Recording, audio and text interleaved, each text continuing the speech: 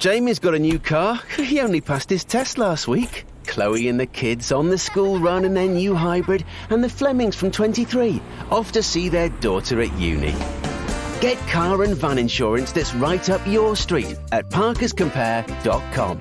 Created by the experts at Parkers, we're 100% independent and dedicated to helping you find the right insurance policy.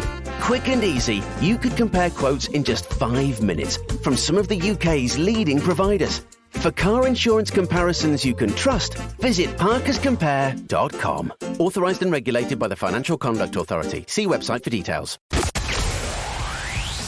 The Clyde One Super Scoreboard Podcast with Lookers Group. Great value used vehicles with extra peace of mind built in.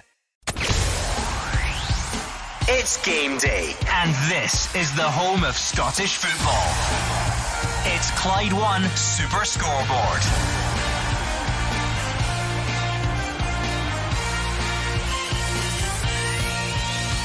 Good afternoon and welcome to Clyde One Super Scoreboard on a day where Rangers take on Celtic at Ibrox, with Philippe Clement looking to win his first Old Firm match, or will Brendan Rodgers continue his excellent record in the fixture and extend the points gap to 17? It's a full fixture card with Kilmarnock hosting St Mirren, Hearts taking on Motherwell, Aberdeen facing Ross County and St Johnstone up against Hibs. And if that wasn't enough, there's a Dundee derby to round things off as well. I'm Andrew Maclean. Joining me in the studio is Gordon Dalziel, Mark Wilson and Hugh Keevins. Well, have we arrived at the stage where it could actually be called a slip-up on Celtic's part if they don't beat Rangers at Ibrox?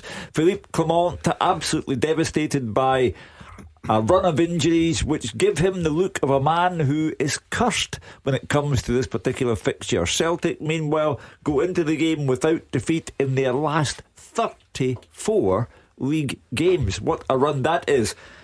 And a win for Brendan Rodgers, and they go a matter of 17 points ahead of their greatest rivals at the top of the league. And who would argue at that point that the league is over with half a season left to play? Yeah, it's a huge day across the country, but obviously all eyes on Ibrox, and it's always a huge time of year in this fixture when it comes about, but especially big for Philippe Clement this afternoon, because Hugh's right, his team is ravaged through injury.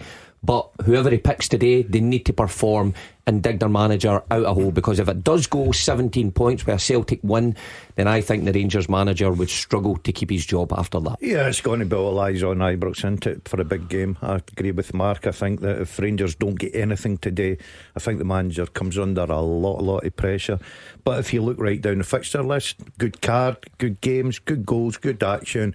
Tune in, we'll bring you all the goals. Yes, what a day we have in store. Normally, when these two teams take each other on, the rest of the country stands still. It's the only show in town, but there are plenty of games happening at the same time. We will go around all the other grounds shortly, but as you guys mentioned, there is only one place to start, and some very interesting team news as well. Roger Hannah is at Ibrox. Yeah, Happy New Year from Ibrox to you all, Andrew, but not the happiest team news for Rangers this afternoon. No Jack Butland, James Tavernier, John Souttar, Leon Balogun, Nerasho Casemiro or Tom Lawrence. Liam Kelly makes just his second start of his Rangers career this afternoon, and Ridvan Yilmaz will line up at right back for Rangers in a makeshift defence that has never played together. The stats ahead of the game will not cheer up any Rangers supporter arriving for the first fixture of 2025. They're 14 points behind Celtic going into the game, and just 1 point from festive trips to Paisley and Motherwell. Philippe Clement without a win in 6 games against the runaway Premiership leaders. It's the longest run without a derby victory for any manager since William Wilton in 1893. There's been no win for Rangers in this fixture since May 2023, and just one in the last 14 Old Firm derbies. Another win for Celtic today would take them to 171 in Old Firm games, one more than Rangers, so there's plenty at stake in a derby watched only by home fans inside the stadium, Andrew, in the 54th anniversary of the Ibrox disaster, which has already been commemorated by staff and management and the players outside the stadium today. The team news: Rangers, as we say, Liam Kelly in goals, a back four, Ridvan Yilmaz, Dujon Sterling, Robin Proper and Jeffrey, then Mohamed Diomande and Nico Raskan, Václav Černý, Nedim Bajrami and Yanis Hadji behind Hamza Igaman, who will lead the line. On the bench, Munn, Cortez and Barron, Dessers, Matondo and Dowell, King, Fraser and Danilo. As for Celtic, they lost only twice in all competitions in 2024. They're unbeaten in 18 games since the Dortmund defeat in the Champions League, and Brendan Rodgers arrives here with 16 wins and 3 draws in his 20 derby games against Rangers as Celtic boys. Those included a 3-0 Parkhead win in the league in September and the penalty shootout win at Hampden in last month's Premier Sports Cup final. James Forrest, the only injury absentee for the Hibs today. They go Kasper Schmeichel in goal, the back four Alistair Johnson, Cameron Carter-Vickers, Liam Scales and Greg Taylor. Midfield Paulo Bernardo, Callum McGregor and Rio Hatate. Up top Nicholas Kuhn, Kyogo Furuhashi and Dyson Maida. On the bench Sinisalo, Trusty and Palmer, Ida, Vai and Yang, McCowan, Engels and Ralston. The referee is Don Robertson in his second Old Firm game. He disallowed Kamar Roof's goal here last season for Cyril Desser's foul on Gustav Lagerbielke. The VAR is Nick Walsh. It is a huge game as ever, Andrew. So many talking points coming into this. One of the most intriguing was always going to be the Rangers team, Mark. When you look at the list of players they have out, Jack Butland, that was one that was always going to be easily solved. Liam Kelly coming in for him. James Tavernier was the big one. There was question marks over whether Leon Balogun was going to be available or not. He's not, and Philippe Clement's decided to go for what it looks like Ridvan Yilmaz at right back and keeping Dujon Sterling in the centre of defence. Yeah, well, that is a makeshift backline from the goalkeeper across the back four. I mean, the front kind of six, the two midfielders, and then the front four take care of themselves, because that's similar to the cup final, and they did well on that occasion. But there's no doubt where the problems lie for Rangers. Don't often see a natural left back playing right back. It's usually the other way about, and people usually handle it okay. So it'll be interesting to see how Yilmaz gets on in that position. Yefte, I did say, I think at Ibrox, home game that you need to win. I think Yefte would have played there anyway. But there's no doubt at the centre of defence Rangers have problems, and Celtic will obviously look to exploit that. You look at the other options that they could have gone for. I suppose Leon King, who is a natural defender, could have played at the centre of defence, and Sterling could have gone to right back. Do you think Philippe wants to come up with the right solution? Yeah, I do. If I had picked the back four, that's the ones I would have picked in there rather than King. He's not played a lot of football. I think Yilmaz can handle the situation. Yes, he'll be a bit uncomfortable over on the right hand side, but he's a full back and he'll be able to just, make that position. I look at this Rangers back four and goalkeeper. I think is going to be a big test this afternoon. A lot of the narrative going into these games over the years has been Dyson Maeda against James Tavernier. It's now going to be Dyson Maeda against Ridvan Yilmaz. Not a matchup that many people would have expected to see. It'll be intriguing to see how that plays out. It's a needs must day for Rangers. They have no other alternatives. I think Leon King would have been too much of a gamble. The manager's already been forced into taking gambles with the back four. That would have been a step too far. But as Gordon Dalziel said, they look as if they are so makeshift that it's all to Celtic's advantage. And that's why I began by saying, could you consider it a slip up if Celtic don't win today? Because they are in such incredible form. 34 league games without defeat, coming back in the last two matches, scoring 4 in each of them, conceding none. They are in prime condition, facing a team who could not be in a more distressed situation. What stands out for you in that Celtic selection? Not as much debate probably coming into it, but still some areas. Centre of defence, Liam Scales picked over Austin Trusty. That midfield three is always a big talking point as well. Yeah, for me, I think the midfield three is right. I know Engels has come into the team and he's played quite well in recent weeks. Got the man of the match, I think, maybe in a couple of occasions from the stadium announcer. Liam Scales is an interesting one because Trusty hasn't been seen since he got whipped at half time in the cup final, and Scales has come in and, to be fair, held down his place. I think he's made for this game. I think he's shown he can handle this occasion well. I think it gives a better balance maybe in possession. That's why Brendan Rodgers has probably opted for him. But I think, in both boxes at set pieces, Liam Scales is a real plus point from a Celtic point of view, and he's shown that in the last couple of games. A big day for the players on the pitch, Roger, but a big day for Philippe Clement as well. You mentioned that stat in terms of not being able to beat Celtic. Whenever you reference a stat and it goes back to the 1800s, it either means that someone's doing really well or the opposite.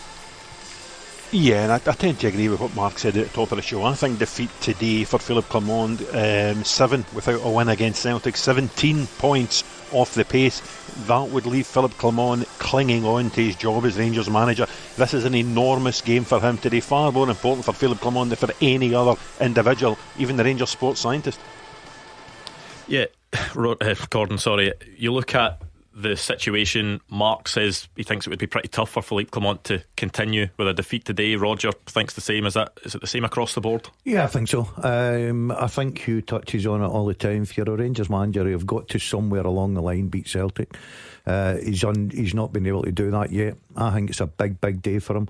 His team's been picked for him. Sometimes, as Mark will tell you, you look at what's available to you, your team's picked and they can go out and perform. I remember Celtic going to Ibrox a couple of seasons ago with probably the weakest back four they had for a long time, and produced the goods. So it's up to them to go out today and, you know, go and see if they can get a result. This is massive for the Rangers manager. Let's not be kidded. You could go on all day about the contrast between Brendan Rodgers and Philippe Clement. I mean, Celtic have a bench where you've got £21 million worth of players in Engels, Adam Ida, and even Luke McCowan. £21 million on the bench. Sorry, Hugh, I was going to say, I think for Clement the problem is not only the start against Celtic and not having beat them in 17 points, it's what's came before in the previous 2 games, and you have to take that as a package. Against St Mirren, a dreadful first half against Motherwell, and it would compound things if you get beat against Celtic. Then how do you survive after that? Because where is the progression? How's it getting any better? There was the sequence last season where Rangers lost in Dingwall and then drew in Dundee, and that scuppered any chance of winning the league title. Now he's had the double event against St Mirren and Motherwell. The expectation, the demand from the Rangers supporters was that you get maximum points. You get 1, and that took away the last bit of comfort that they had, because the intention was have Celtic arrive at Ibrox with a 9-point lead. If Rangers could win that game down to 6 points, and then an allowable argument over what happens with regard to the league title. But he lost 1, he drew 1, and now there is no comfort. They are 14 points behind, effectively 15 points when you look at Celtic's goal difference. And not to win today, no one, absolutely no one, could come up with an argument for anyone other than Celtic winning the title. You look at the flip side.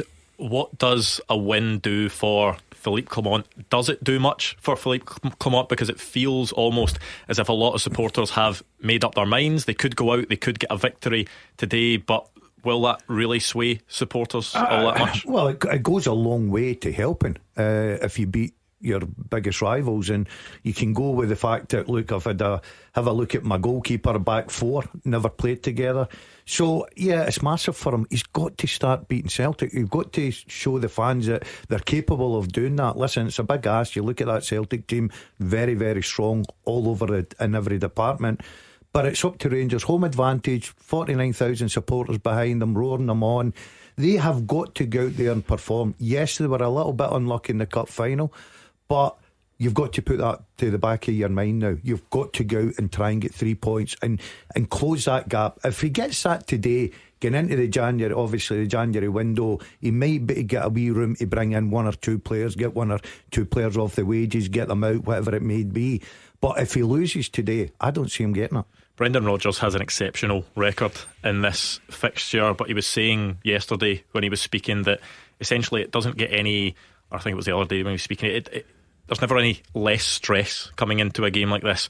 No game is a dead rubber, essentially, despite the fact that Celtic are 14 points ahead, despite the fact that he has a great record, that he still feels the stress. It always still feels like it's his first Old Firm game. Oh, without doubt. Well, he knows the fixture, and he's referenced that, how he was a supporter and he knew what it meant to the fans, and that always helps when you're a Celtic manager, of course. But when you're an elite manager like him, of course every game's important, especially against your closest rivals. Because let's be honest, that's what it is. It's first v second tier. So Brendan Rodgers knows in theory that this should be one of his toughest tests of the season. And of course he's got such high standards. He demands winning every game. And that exceptional record they've got since they were beaten in Dortmund 7-1, he'll want to keep that going. And starting the new year with a win at Ibrox, that wouldn't get any better for him. He says there's no less stress coming into a game like this, but you will have confidence, you'll have a swagger about you if you're a manager who not only has that type of record but has a group of players that has a proven track record against Rangers. And they are his creation. This football team went through the old year losing one league match in 12 months. Just say that slowly. One league match in 12 months. And this is Brendan Rodgers' creation. He wants to take it into 2025.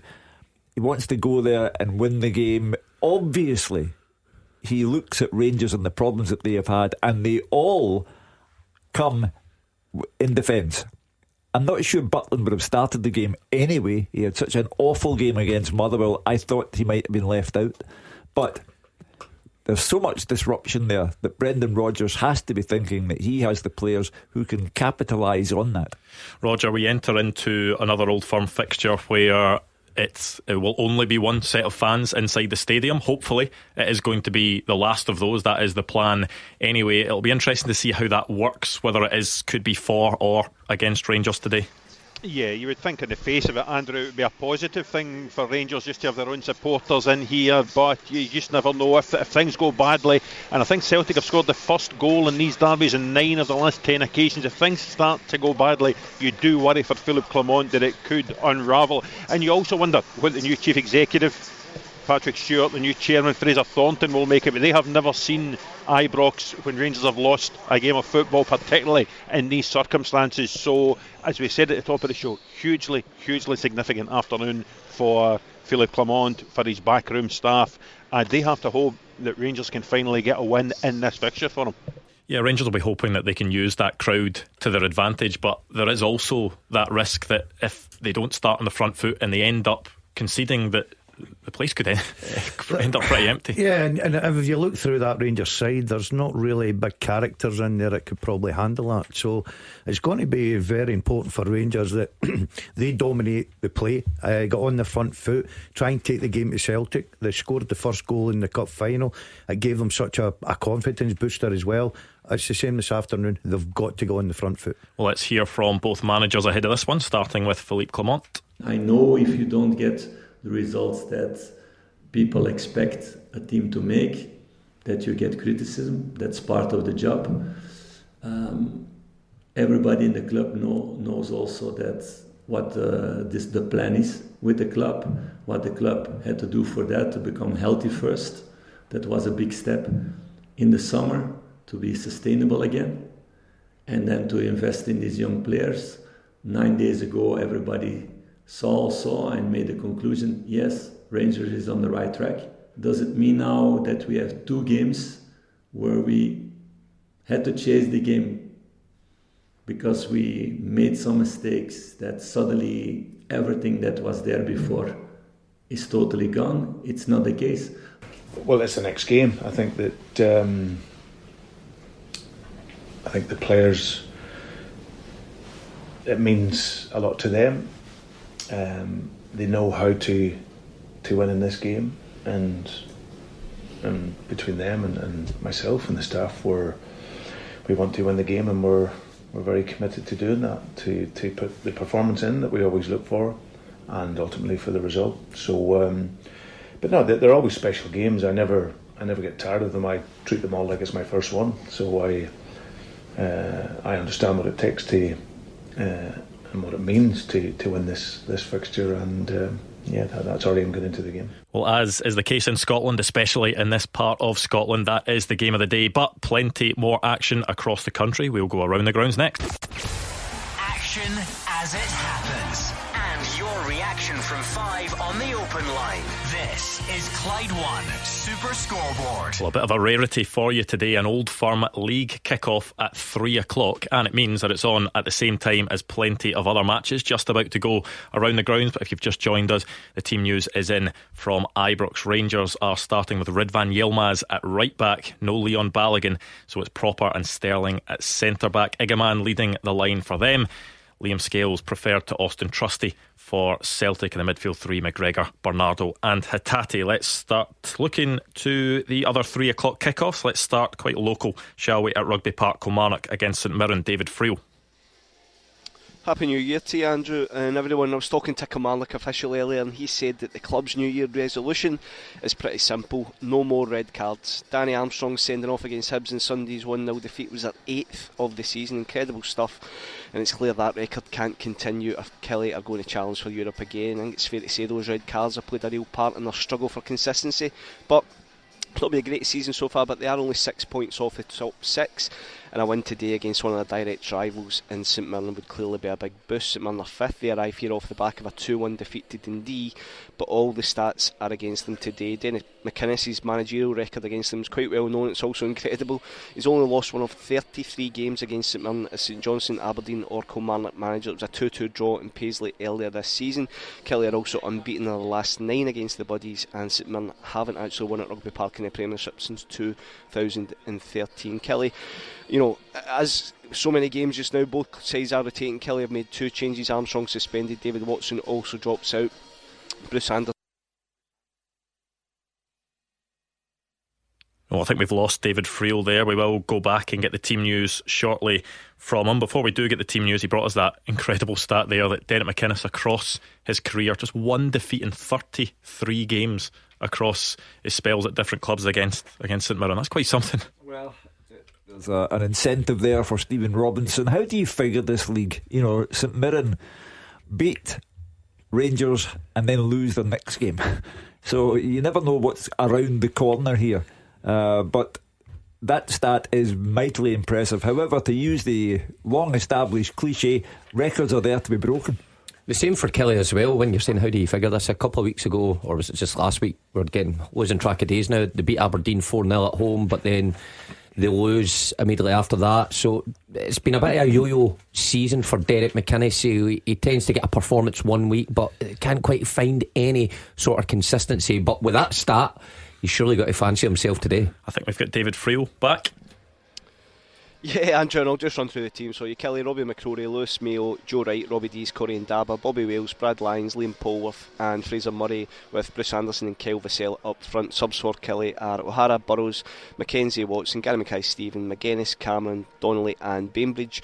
As for St Mirren, Elliot Balcom in goals, back 3 of Gogic, Jakaviti and Richard Taylor, Marcus Fraser and Scott Tanser the wing backs, with Kelly and Phillips and Ocean Smith in central midfield. Roland Adubu, Yona Aungu up next to Toyosi Olasanya. Subs for St Mirren are Erminski, Bomoro, John, O'Hara, Boyd Munns, Kilty, Mooney, Mandron and the new signing Ona Seni from Gateshead. He signed yesterday, a striker. The referee at Rugby Park is Colin Stephen. The VAR is John Beaton. Yeah, a theme there of a new signing, which is always good to see. Fans like that, especially when it's so early in the window. That's the type of thing that you can make yourself a hero. A new striker coming in potentially could come off the bench and make an impact. Well, talking about him as a project. However, these projects have come good before, and because you come from a club like Gateshead, it doesn't mean to say that you are not up to playing in the top league in Scotland. I can remember some good players coming from lowly clubs in England and doing well here. So right away, day 2, the first working day of the new year, and St Mirren about the business. St Mirren recently have had some real late drama. You look, I think they conceded really late against Dundee United. They then conceded that late Tony Watt goal. Then 3 games in a row against St Johnstone, Ross County and Rangers, where they managed to pick up the 3 points really late in the game. Didn't quite happen in the last game out against Dundee, but you're staying to the end if you're at a St Mirren game. They're a little bit of a mixed bag, St Mirren. You never know what you're getting with them. If you look at the table, and if you say that New Year you'd be sitting 5th, you would take that if you're St Mirren. I think that'll be a very, very close game today. I really do. I think that'll be a cracker down at Kilmarnock. I think that's sorry, I was going to say testament to Stephen Robinson and the changes he makes within the game, and we've seen young Mooney come on and contributing over recent weeks. There was another 17-year-old involved against Rangers as well. So Callum Penman, was it? So I mean, not scared to give youth a chance, but and those changes, they are attacking changes, and they've paid off. Apart from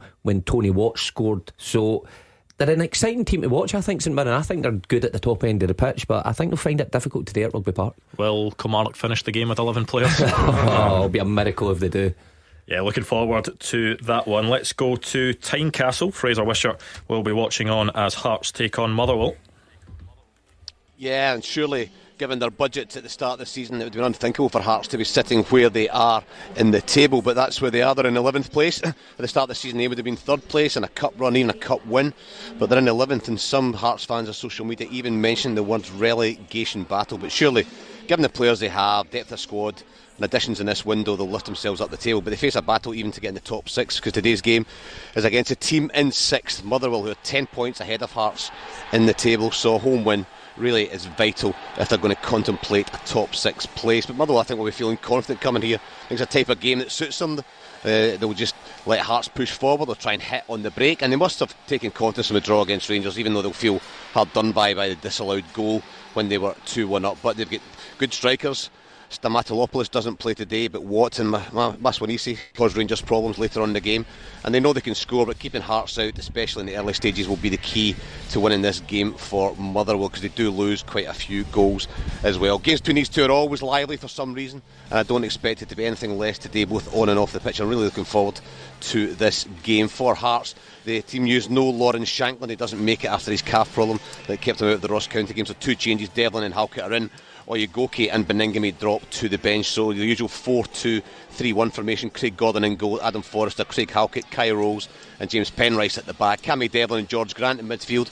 Musa Drame, Liam Boyce and Blair Spittle are just in behind the young lad James Wilson up front. The substitutes for Hearts: Xander Clark, Daniel Oyegoke, Benny Beningame, Alan Forrest, Malachi Boateng, Jan Danda, Lewis Nielsen, Macaulay Tate and Kenneth Vargas. For Motherwell, 3 changes. Caleta, Miller and Stamatopoulos drop out. In come O'Donnell, Sparrow and Watt. So their usual 3-5-2 formation. Ashton Oxborough in goals, Dan Casey, Liam Gordon and Shane Blaney at the back. Stephen O'Donnell, Harry Payton, Andy Halliday, Tom Sparrow and Ewan Wilson across the middle, with Tony Watt and Tawanda Maswan-Ise as the strikers. The substitutes for Motherwell: Christian Heggie, Kofi Balmer, Davor Dravkovsky, Paul McGinn, Sam Nicholson, Marvin Caleta, John Kutrumbis, Ebeye Moses and Jack Vale. And the referee today at Tynecastle was Callum Scott, and in the VAR room is Alan Muir.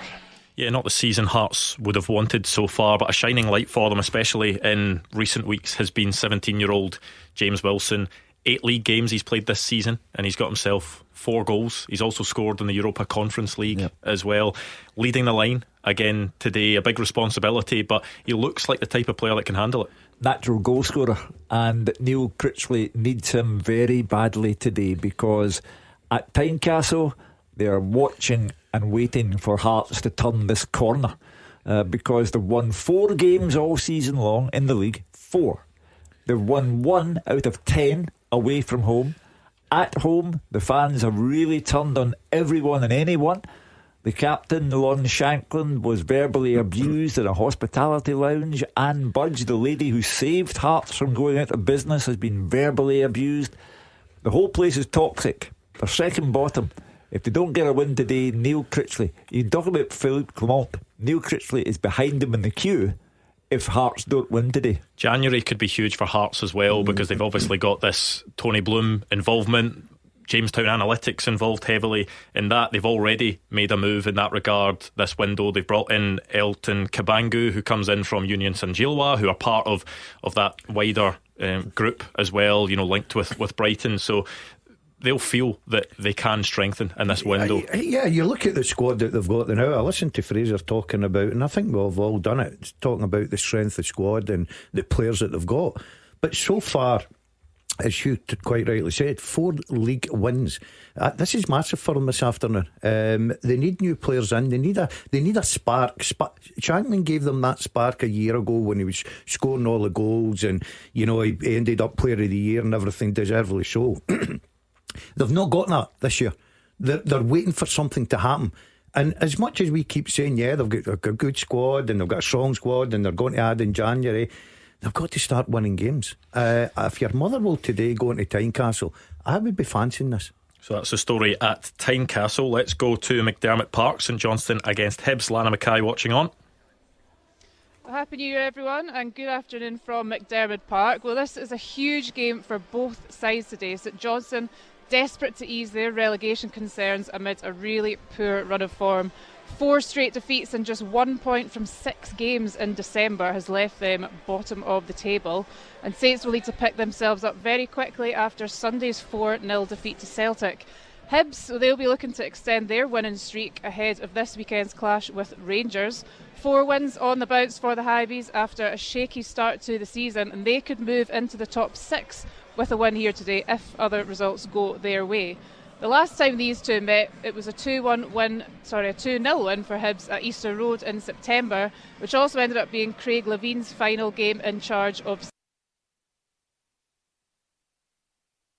I think we've just lost Lana there. We'll see if we can get back to her for team news very shortly. Just on Hibs, there's a lot of credit need to be given to Hibs just based off the fact that it looked as if David Gray's time was up at Hibs. I think a lot of people just expected that he would be out the door, and now they're 4 wins on the trot and banging on the door of the top 6.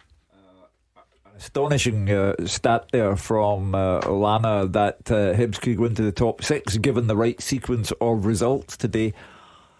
To David Gray's great credit, he held firm while people were talking about his immediate future and the lack of one. But I think the 3-3 draw with Aberdeen at Easter Road was the turning point for David Gray and the turning point for the club in general. They are looking good.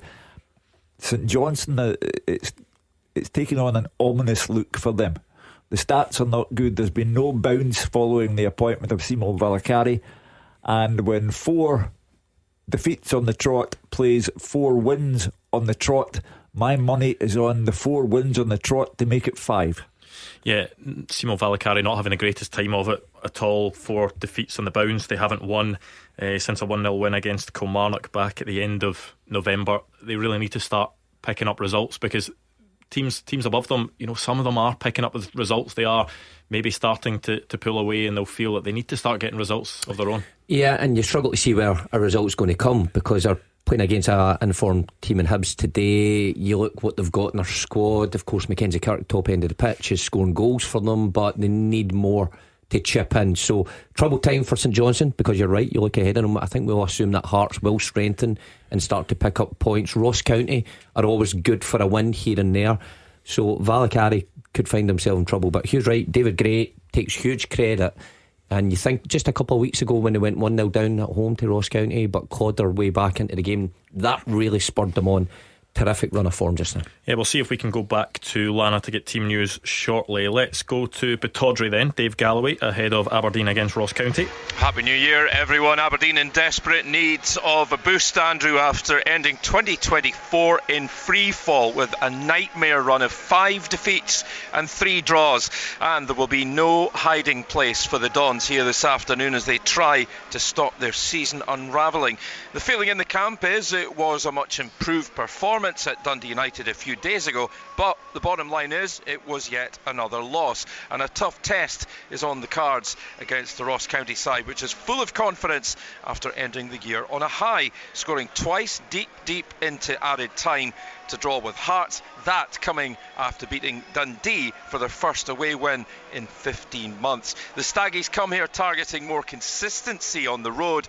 So can they exploit any fragility in the home team? That is the big question. Aberdeen make no fewer than 4 changes to their starting 11. There's another injury blow, unfortunately, for Dimitar Mitov. He's only just back, remember. He's suffered another injury. We're told by the club that it's a minor injury and he will be out for around about 4 weeks. So in comes Doohan, McDonald, Shinnie and Duke. Out drop Mitov, Rubezic, Palaversa and Heltne Nielsen. So Aberdeen start this afternoon at bitterly cold Pittodrie. Ross Doohan in goals. It's a back 4 of Nicky Devlin, Angus MacDonald, Gavin Malloy and Jack McKenzie. Leighton Clarkson will sit alongside Graham Shinnie.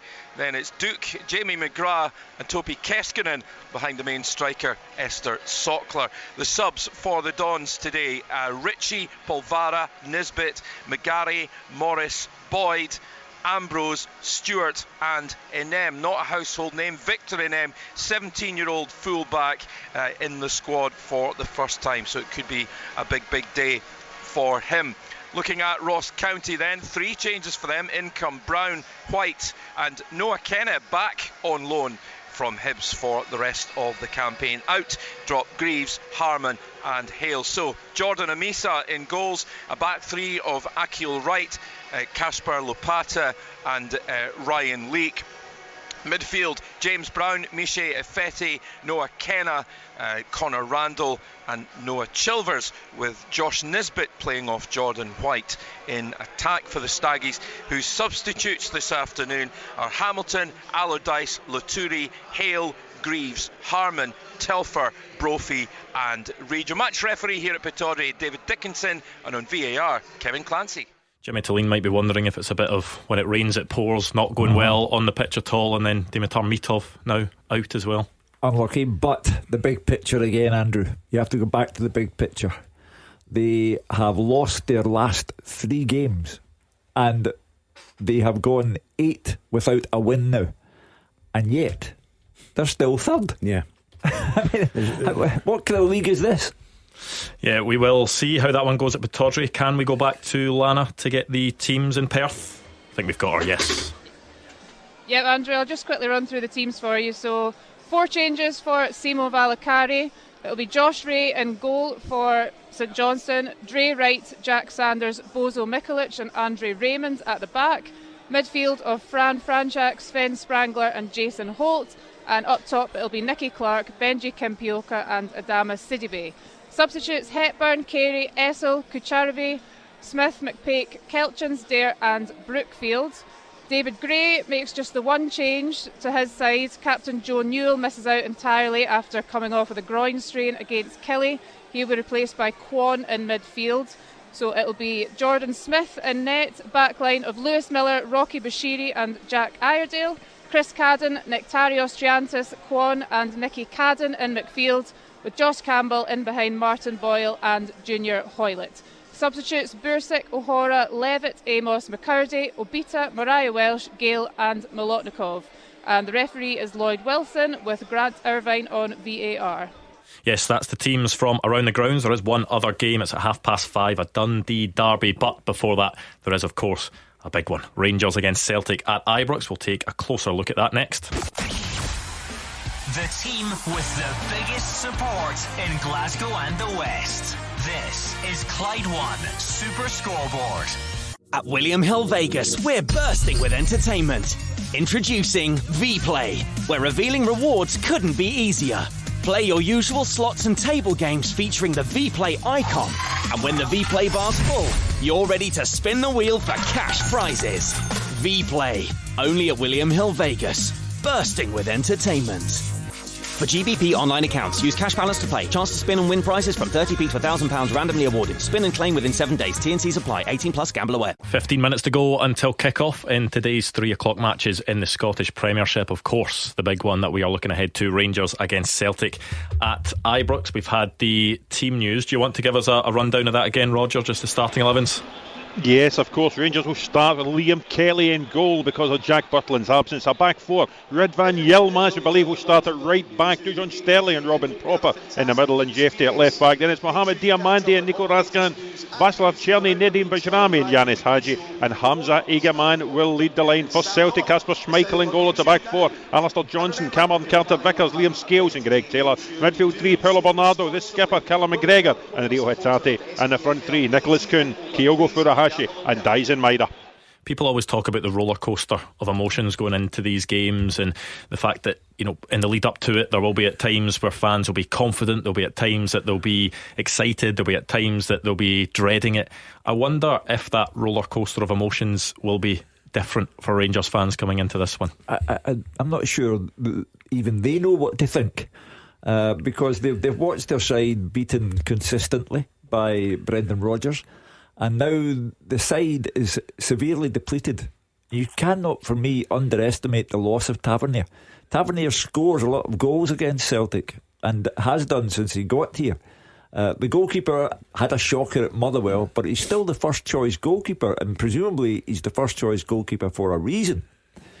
Balogun is a severe loss because you have the impromptu central defensive partnership of Proper and Sterling, and it didn't do well at Love Street when they played St Mirren, and it didn't do well at Motherwell.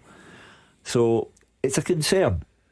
But there's something about this game. I always refer to it as a separate life form. And the Celtic supporters got up this morning and thought, lovely, Rangers are in disarray, Celtic will take care of business. And the Rangers fans got up and thought, not sure about this. And that, for me, is when you stop and think, this could turn out not the way that people think.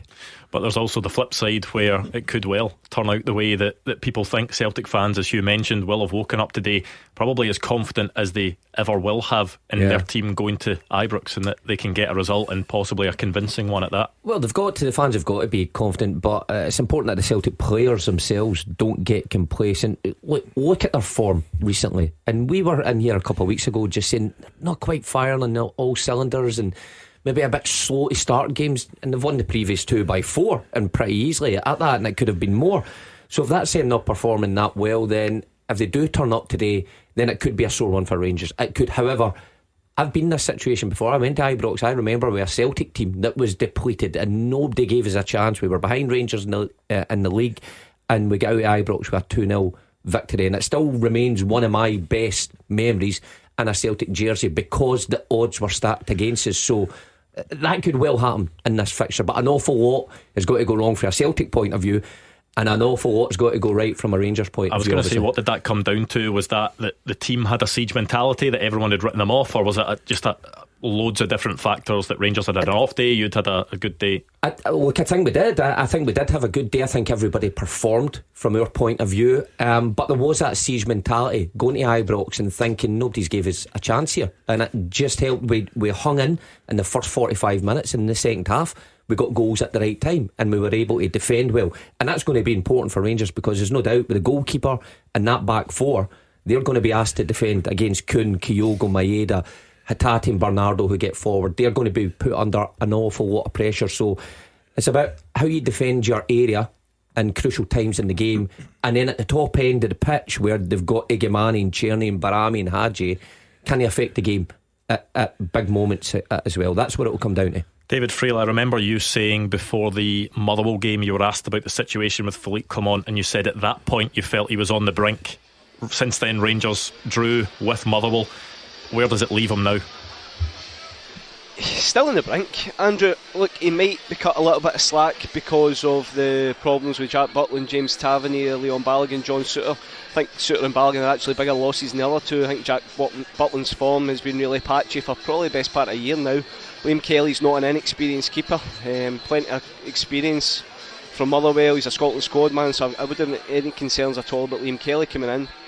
But in terms of Philippe Clement, I think the problem he's got today, Andrew, is if Celtic do click and Celtic do play, the stadium will turn against them. You know, I don't think the fans, there's that much credit in the bank now with him. He actually referenced that a couple of weeks ago, saying that, you know, he is running out of lives, and I think today he needs to, even if it is against the odds, come up with something to get a result against Celtic. He hasn't ever beaten Celtic. I think he would probably take a draw today. You know, it's probably meaningless in the grand scheme of things in terms of the title race, but yeah, I still think he's on the brink, and if this gets ugly today, it would be hard to see him surviving it.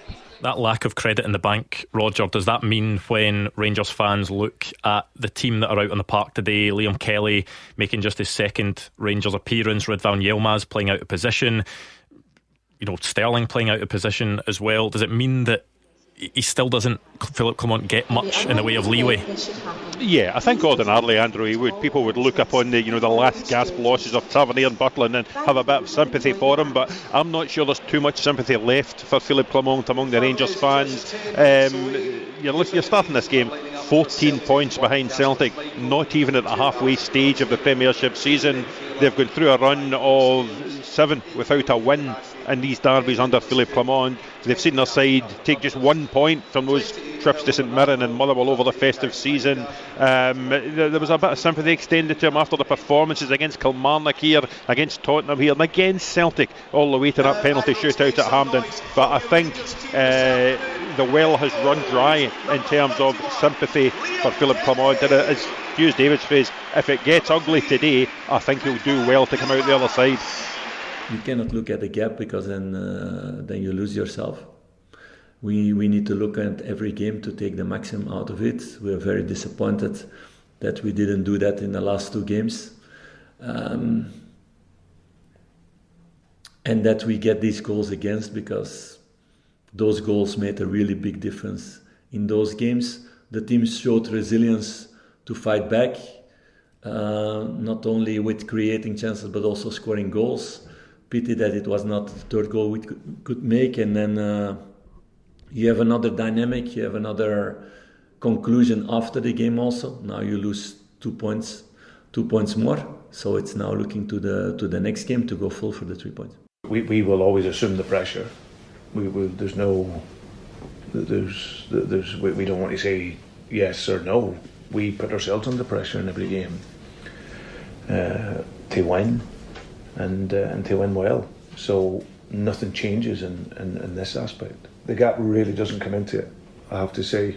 Like I went there last season, I think it was my first game under pressure and all the things. It's and go there now 14 points. There's no change for us.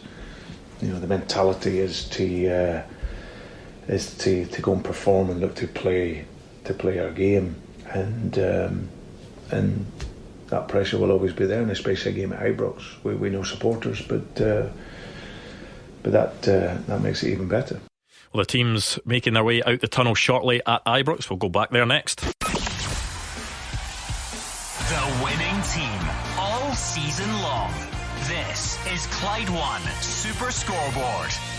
The teams are in the tunnel at Ibrox. Callum McGregor front of the queue for Celtic. Nicholas Raskin will have the armband for Rangers today. In the absence of James Tavernier, you'd think Jack Butland and Leon Balogun would have been ahead of him in the queue to wear the armband today. But Nicholas Raskin, a big afternoon for him. He's been one of the players that has found form for Rangers over the last wee while, but he has a big responsibility today. The players making their way out the tunnel. Roger can take us up to kick-off and give us a recap of those teams.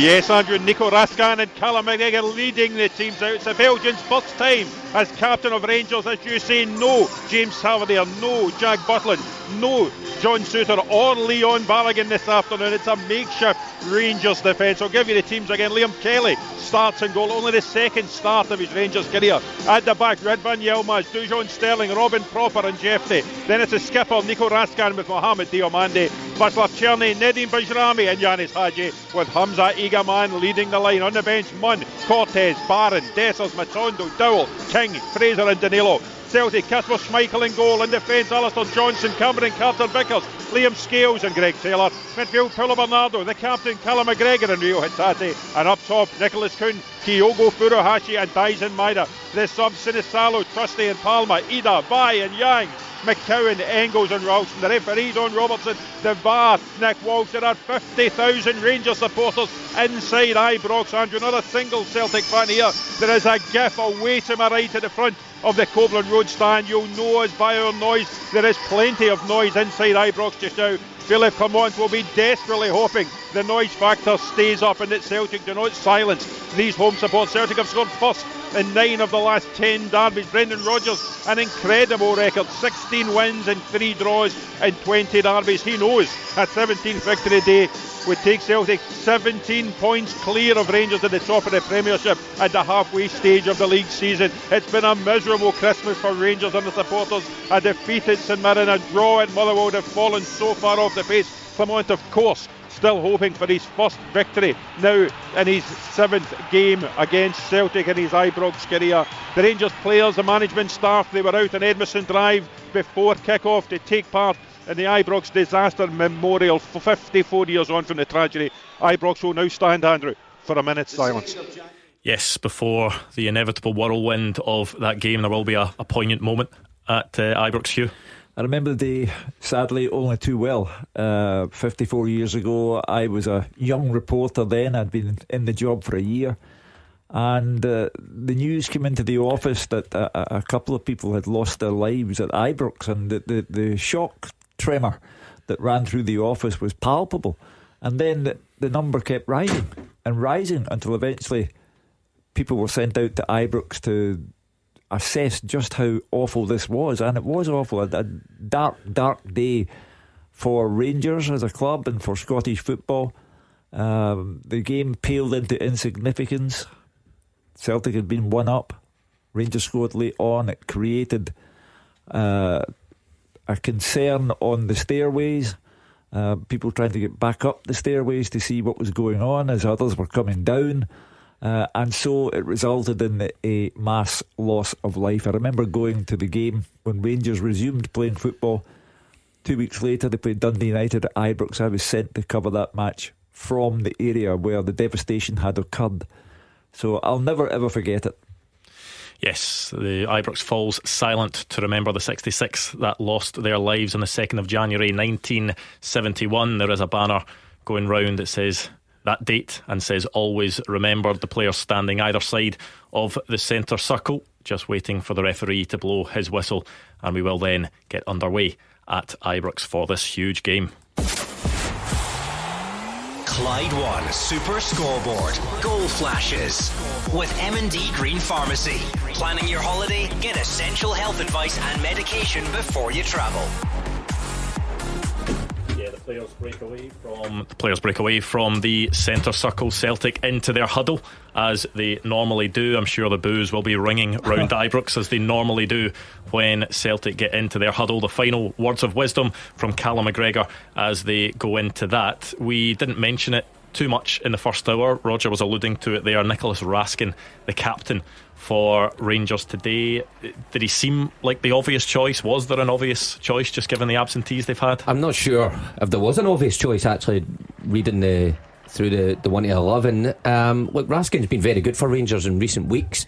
Is he captain material? I'm not too sure, but Philip Clement obviously thinks he's the best man to take on the role today, and that's going to be an important role, because if the Celtic team play the way we know they can, then it's going to need your leader to really dig in deep and sort of rally the troops round about you. It's going to be a big afternoon for the young man. He has been their best player in the last few months, Raskin. There was a time that he couldn't get in the side. He had to wait, he had to be patient. He's got in, he's made that position his own. So I'm not surprised that they've given him it, especially for the fact of his performances. He's been excellent for Rangers. So it's a big game for him, big day. Yeah, kick off. You're back to the theme of needs must. I mean, somebody has to be captain, and Clement has gone to his fellow countrymen, and he clearly believes in his temperament. Yeah, kick off across all of the 3 o'clock games. I'll remind you, of course, Rangers against Celtic at Ibrox, Kilmarnock against St Mirren at Rugby Park, at McDiarmid Park at St Johnstone, Hibs at Tynecastle, Hearts Motherwell, and at Pittodrie Aberdeen Ross County. Let's actually get some predictions from you lot before there is any early action. Well, it's all too convenient. It looks as if all these injuries will hamper Rangers, but I'm going to go for a 2-2 draw.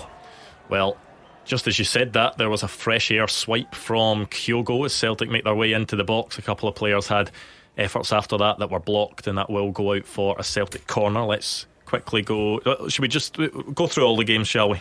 Okay, 2-2 draw for me at Ibrox. I'll take Kilmarnock to beat St Mirren, Hibs to win away at Perth, Hearts to beat Motherwell, and Aberdeen to beat Ross County. I'll go for a Celtic victory at Ibrox. I'll go Killie to beat St Mirren, Hibs to beat St Johnstone, Hearts Motherwell will end in a draw, and Aberdeen will get back to winning ways against Ross County. I fancy Celtic just to win a close one. Kilmarnock St Mirren draw, Hibs to win at St Johnstone, Hearts to beat Motherwell, and Aberdeen to beat Ross County. Right, Celtic's corner comes short. It goes all the way to the back post, and there was an opening for Celtic because Callum McGregor's cross dropped to the feet of, I think it was a Celtic player. It dropped to the feet of. It was all a bit of a mess in there. Celtic may well get another corner out of it, but that was an opening. But I tell you what, it's a great ball from McGregor in swinging, just over scales his head, and I don't know, is it Kyogo? It was coming in at the back post. It just got caught under his feet. He's only about 3 yards from goal. He just couldn't sort out his feet. But a good start from Celtic. Another corner incoming. Well, Celtic's method of approaching this match is clearly there for all to see. They want to make life as difficult as possible for a full Ibrox and put the pressure on Philippe Clement if they can get an early goal. We'll do the teaser in a second. Just wait to see. I was going to say wait and see if this will settle down, as if these games ever settle down. The ball is out of play, so let's do it, Hugh.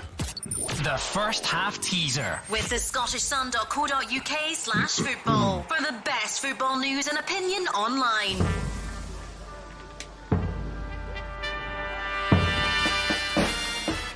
Since 2021, and not counting own goals, 4 Rangers and 2 Celtic players have scored their side's first goal of the calendar year. Can you name all 6? Since 2021, not including own goals, 4 Rangers and 2 Celtic players have scored their side's first goal of the calendar year. Name them. Right, at Clyde SSB, you can see that written down, and that is where you can send us the tweet. All the answers must be in the one tweet, and think carefully about the wording. Why would it be 4 different Rangers players but only 2 different Celtic players? They may have done it more than once. I'll give you that hint for now. So at Clyde SSB, you can see that written down and get your answers in. Remember, it is fastest wins. There will be a podium at half-time, and I think we do have an early penalty at Rugby Park, and it's a penalty to Kilmarnock, so an early chance for them to take the lead against St Mirren. It's Gogic who was closed down by Anderson. The ball spins up and Gogic ended up taking him down. There's a VAR check at Tynecastle. Hearts had a goal disallowed. Musa put the ball in the net. The ref gave a foul. Fraser Wishart thinks on Oxborough. We'll see if that is checked as Rangers make their way into the box. Czerny's cross headed away by Cameron Carter-Vickers, and it's banding about in there, and there's shots going in. Rangers claiming for a handball. I think it was Barami with a couple of opportunities. The referee's going to the screen, interestingly, for that Hearts goal, so we'll see if that stands. Delay at Rugby Park, but the penalty is eventually given. Will be Bruce Anderson to take, as Rangers had a good opening of their own there. Yeah, it was a good opportunity for Rangers. I think Barami, especially second time, he should do a lot better. I think Igman blocks it. Yeah, gets in the road. I think the first one Hadji blocked as well, wasn't it? Yeah, a wee warning for the Celtic defence there. Yeah. It's pretty much like the Cup final. Errors all over the place there. Celtic taking an eternity to get rid of that ball finally. It was Callum McGregor. Goal flashes with M&D Green Pharmacy. That Hearts goal will stand. The referee went to the screen to see whether it was a foul on Aston Oxborough. He's changed his mind. Musa gets the goal for Hearts. They are 1-0 up against Motherwell. A good start for Neil Critchley's men. He didn't get. Yep, he certainly needed that one, because that's a tough fixture, but I fancied Hearts to maybe Rangers get something. coming forward now. Ridvan Yilmaz making his way into the box. Actually got to the byline, but Schmeichel comes and gathers. Sort of showed a glimpse of what he could maybe do from that position. Ridvan Yilmaz, when you look at wingers that play on the opposite side, that when he was striding forward, he then started to cut in on his left foot as if he was maybe looking to shoot there. We do have one of these at Rugby Park. Goal flashes with M&D Green Pharmacy. Bruce Anderson had his penalty saved, but the rebound goes in, so they are 1-0 up against Kilmarnock as Rangers once again make their way forward, and a huge one of these at Ibrox. Goal flashes with M&D Green Pharmacy. Yanis Hadji from the edge of the box, left-footed low into the bottom corner, past Kasper Schmeichel. Philippe Clement points to his temples. He's telling his players to stay switched on, but they have the lead at Ibrox. All started with Celtic giving away the ball, as they have done regularly since the game started. It's a terrific finish from Hadji. I said before the game, it's all far too convenient. Everyone assuming that Rangers' injury problems mean that it's an easy afternoon for Celtic. They're behind already. Tell you what, Raskin does well, because he reads the pass skills, try to play it into Bernardo, but he nicks in, but he drives forward, and then it's him who sets it up. But Hadji has to be so precise with that. He has to put it right in the corner. Schmeichel's moving one way, he can't get back across, and what a start for Rangers. In the cup final, Austin Trusty was taken off at half time by Philippe Clement because he wasn't happy with his distribution, his passing out from the back. He thought Liam Scales would be better. It worked in that regard, but it all came from a Liam Scales pass out, didn't it? It was a poor error from Scales. I don't know what he's thinking. He just gives the ball away cheaply. Rangers are on top it very quickly, and I've got to say, it is a very good finish from Hadji. because he puts that right in the corner, gives Schmeichel absolutely no chance. What a start for Rangers. That will mean a lot to Yanis Hadji, because he has had to sit and watch on. He's had to play in the B team while these contractual issues were going on. He's been praised by his teammates. James Tavernier, the manager, has said as well, praised his professionalism, because he never threw his toys out the pram. He's worked really hard. That will mean a lot to him that he's managed to get back and score a goal that he'll hope will have some significance. Well, it's already had some significance, because Celtic looked slightly spooked by it all. And Rangers clearly have, even if it means nothing at all in the long-term context of the title race, it breaks the duck for Philippe Clement. It gives the Rangers fans a hefty night out tonight, and they look as if they are so up for this game. And Celtic at the moment, not at their best by a long way. Is that one of your cliches, though? You'd rather concede early? Yeah, if you've got to lose a goal, lose it early. Gives you plenty of time to come back.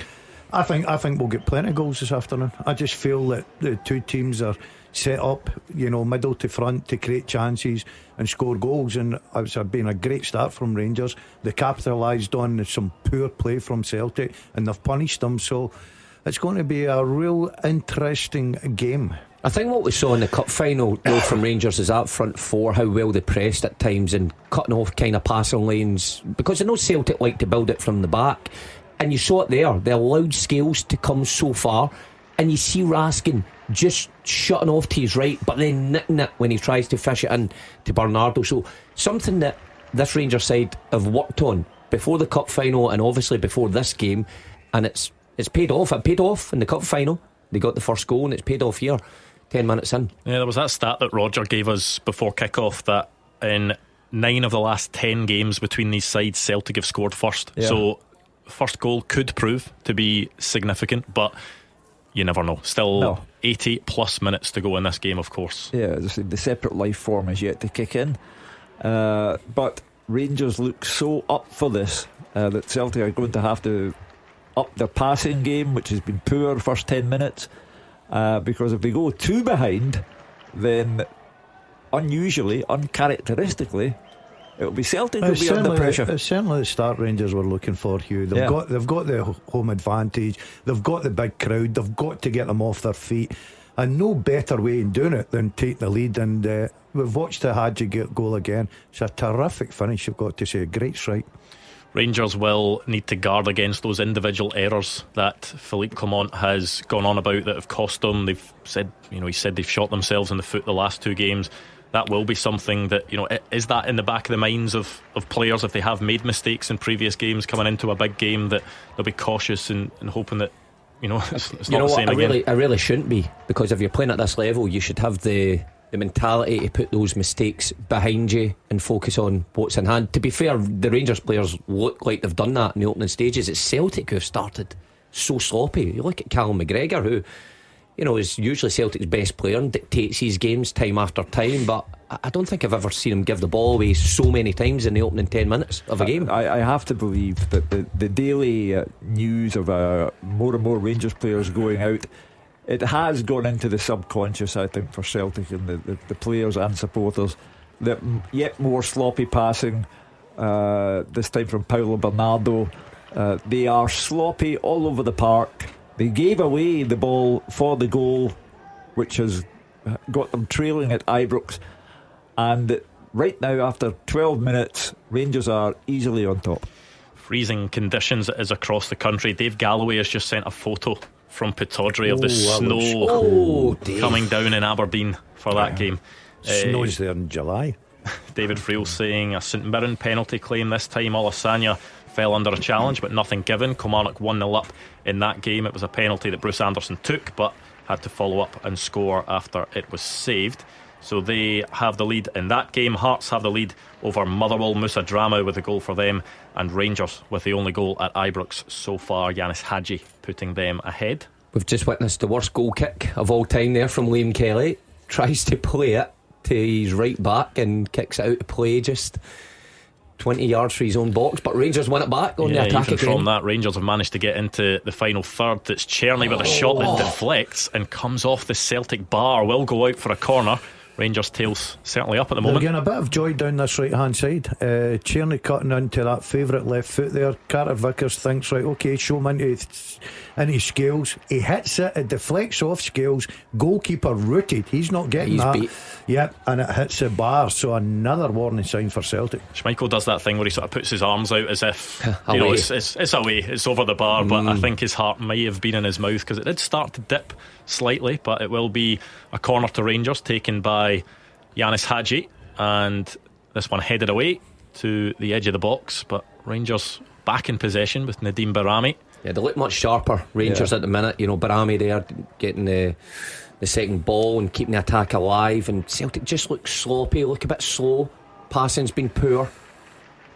This is a team that couldn't beat St Mirren and Motherwell, you know, and the demands of the day have registered with Clement and his players. They're all over Celtic, and your money would be on a second goal for Rangers rather than equaliser. Was that the only option Real Hatate had there? The long ball played over and he just headed it straight out for a corner, just not taking any risks. I think it was an easy head back, or he had time. He's just got it all wrong. He's kept the pressure on. Corner from Yanis Hadji goes very, very deep. Free kick. Yeah, I think free kick has been given to Celtic. Yeah, they've obviously planned that proper, going round the back there. He's played a long one. Carter Vickers just standing, being strong. Two of them. To be fair, both of them are, because you see Carter Vickers pulling proper shirt as well. So both of them are. You just can't take any risk like that, because the way VAR works, you wouldn't be surprised if someone would have a look at that in other games. It must just be the type of thing that's hardwired into players' brains that they still do it, because in this VAR era you surely just don't. But there's these types of, I suppose maybe diving's the same as well, that some players will still do it despite the fact that they are going to get caught out. I think what will annoy Brendan Rodgers more than the shot pulling just now is the amount of times Celtic are giving this ball away cheaply. Yeah, he's furious. You know, you're looking at Kuhn, for instance, terrific footballer, just giving it away cheaply and putting his team under a little bit of pressure. And a chance now for Rangers to go and try and get a second goal here. A second goal for Rangers would be unbelievable. But Celtic have not really started this game in the front foot yet. You have to ask yourself why that is the case. You know, and I go back to the point: a daily diet of Tavernier's out, Balogun's out, Butland's out, and it's gone into the subconscious. They thought it was too easy. They're just giving the ball away cheaply. And to be fair to Rangers, and Raskin in the middle of the park here as Iggerman's trying to outdo Scales, they're giving the ball away to Rangers so cheaply. Raskin's getting involved in everything, and all of a sudden putting themselves under a little bit of pressure, Celtic. And you're right, give credit to Rangers, how they're allowing a certain pass from Scales. They're allowing them on it, and then they're closing them down, but everybody's locked on. And that's what, 15 minutes in, Rangers have nicked the ball probably a good half a dozen times in that middle area. So they're giving a stray pass from Rangers that time. Nicholas Raskin putting the ball out of play. Yeah, we disappointed with that. He was under no pressure whatsoever. Silly pass puts Celtic into a throw in here. Johnstone down the right hand side. Foul for Hadji, just been a little bit too eager there. Referee going to have a word. There's now going to be a delay at Pittodrie. I think it might be the old leaf blower that's going to come out to try and clear up the lines so that they can see the lines properly. Yeah, the shovels are out. I think Dave's just sent a video now of a couple of people out with shovels just to clear the lines, because they're just fading into the white snow. We're just not equipped for any sort of weather in this country. I remember watching an Aberdeen European game. We were watching it in here, and the game got halted. Oh yeah. And then was it in Norway or something? All the tractors come on. It was clear within minutes. We've just now got that infrastructure. A couple of guys with a couple of shovels. Yeah, so we'll see. That game will be running slightly behind, I would guess. As a long ball over the top. The ball, what a chance. And Kyogo was running onto it, threw himself at it to try and get the volley, but it bounces into the arms of Liam Kelly, who I think will be pretty grateful that Kyogo didn't get a touch. It's too easy. Your two centre backs have got to do better than that. I'll tell you what, that's a let off for Rangers. One straight ball over the back of your two centre backs. Kyo goes onto that. If he makes any contact at all, he's going to trouble the goalkeeper. Brilliant movement. But I think it's really difficult for him. The distance that's came, it's coming over his shoulder. He's just trying to get any sort of touch on it. It was a terrific pass from Liam Scales, who gave it away time and time again in this opening 18 minutes, but that one was a great pass forward. Brendan Rodgers even made reference in his press conference before this game about the Rangers press in the cup final and how they got it right as they make their way forward. Nicholas Raskin this time driving towards, it was Fred van Yilmaz, that was driving towards the Celtic box, cutting inside as he naturally will on his left foot. The shot was a bit tame in the end. He'll be disappointed with that. He's done well to rob Maeda of the ball. He goes into his favourite left foot. I think he's got to expect to do a little bit better. Test the goalkeeper there. Brendan Rodgers must be appalled by the amount of times that Celtic have given the ball away. Every player, every outfield player guilty at one point or another that they are rattled, and that Rangers must have the notion that a second goal might be all they need.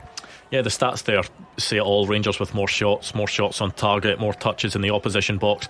Celtic with 60% of the possession, but it looks to be part of Rangers' game plan, really. Is that they'll let, as they're doing right now, they're letting Liam Scales on the ball, but just pressing at the right times. I was going to say earlier on, Brendan Rodgers had made reference to it in his pre-match presser that he felt Rangers actually got their press right in the League Cup final, certainly in the first half of that game, and it looks as if they've got it working for the first 20 minutes or so. Yeah, it looks identical here, Andrew, and you can quite clearly see guys like Carter Vickers and Scales struggling to find a pass on. Now Carter Vickers has fished it into the midfield this time, but look how quickly Rangers are surrounding McGregor, who gives it away again. So you've got to give credit to the opposition. There'll be a wee problem, Rangers in the middle of the park. It's somebody that is it Raskin that's got a knock. He seemed to get down very quick. Yeah, it's the Rangers captain for the day. Yeah, now back on his feet, Nicholas Raskin, but looks a bit uneasy. I think it was a challenge he'd gone into with Callum McGregor, and looks like his he knee just takes it in. I thought he took one in the ankle there.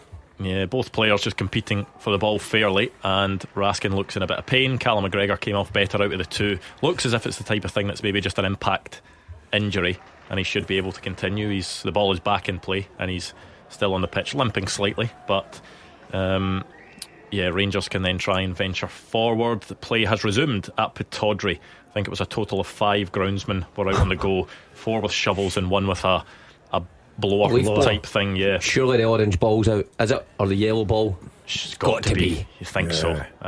We'll hear if it is or not from Dave Galloway. Toyosi Olasanya's gone down again in the box for St Mirren. They gave away a penalty earlier on in that game.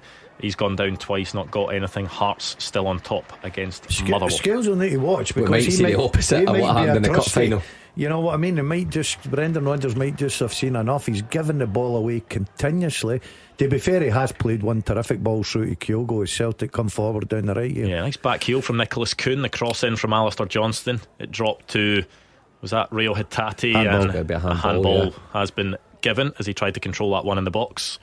Yeah, we are lacking quality, I think, from both sides. You know, Celtic Scales time and time again giving it away, but also Liam Kelly looked a bit couple harsh, of times. did it not? I think that was Sterling headed it into the direction of Rio Hitati. I think it came off his chest, which he's motioning to the referee, and even if it did come off his arm after his chest, it's that sort of rule that if it goes on from one body part onto an arm, then you're normally alright. You can then see sitting in the stands James Tavernier, Leon Balogun, John Souttar, 3 of the Rangers players unavailable today. Well, that's 3 of your back 4, and so far you've got to say that, you know, they've still got a clean sheet 20 odd minutes into the game. Celtic not really asked a lot of questions of Rangers back 4 just now. That is the big thing though, because Rangers will be well aware of the quality Celtic have. They've shown it against Rangers time and time again, so they will be tested at points in this game. It's just when, as Daisen Maeda goes for goal, that was never going to bother Liam Kelly, goes well wide. That's the danger for Rangers, where they try and anticipate, and I think it's Raskin that steps forward and a wee reverse pass is played into McGregor, and all of a sudden everything opens up. The work it to Maeda, he really should do better, I think, when just he comes one of those in. Where right. he tries to curl it and basically doesn't get any curl on it whatsoever, and just kind of went straight out. I agree with you, Mark. I think he's opened that up well for himself. He's got to at least try and hit the target there. But just that wee bit of quality, you see it where Celtic do connect things and they manage to, you know, open up Rangers. That's where the danger is. So for 20 odd minutes they've got it spot on, but it only takes a couple of seconds and you're bust.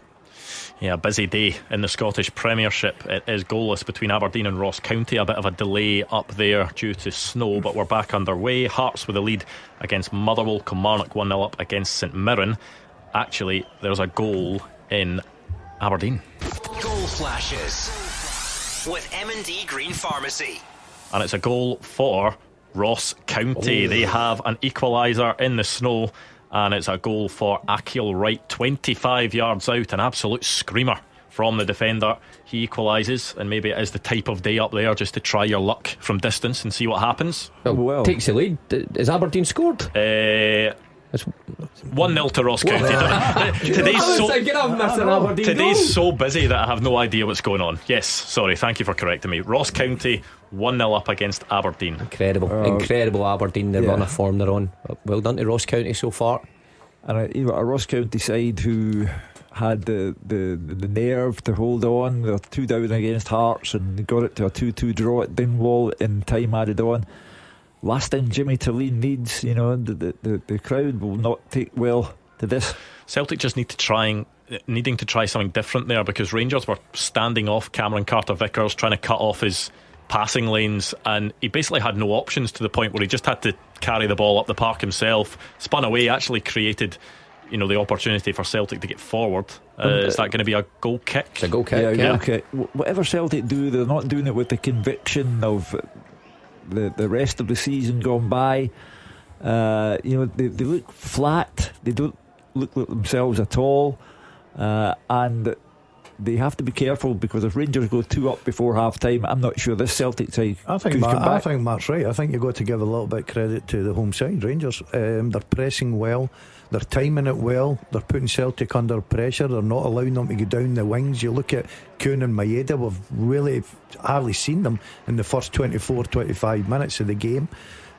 So as much as it's a new goalkeeper and a makeshift back four, Celtic haven't really tested them. They've obviously assessed who do you want to leave on the ball, who's the least dangerous, and you can just see they're allowing Scales and Carter-Vickers to come with the ball, and everybody else is locked on to another player.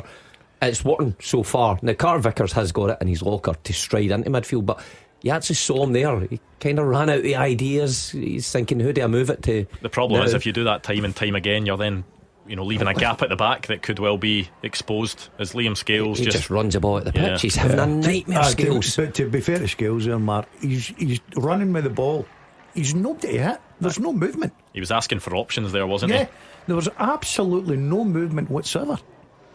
Yeah, chance for Jefty to carry the ball over the halfway line, and Yanis Hadji, the goal scorer, getting on the ball now. If you're just joining us, it is 1-0 to Rangers at Ibrox. As I say, Hadji with the only goal. Saw his dad in the crowd there as well, Georgie Hadji, watching on. Not bad, he was. Not a bad player.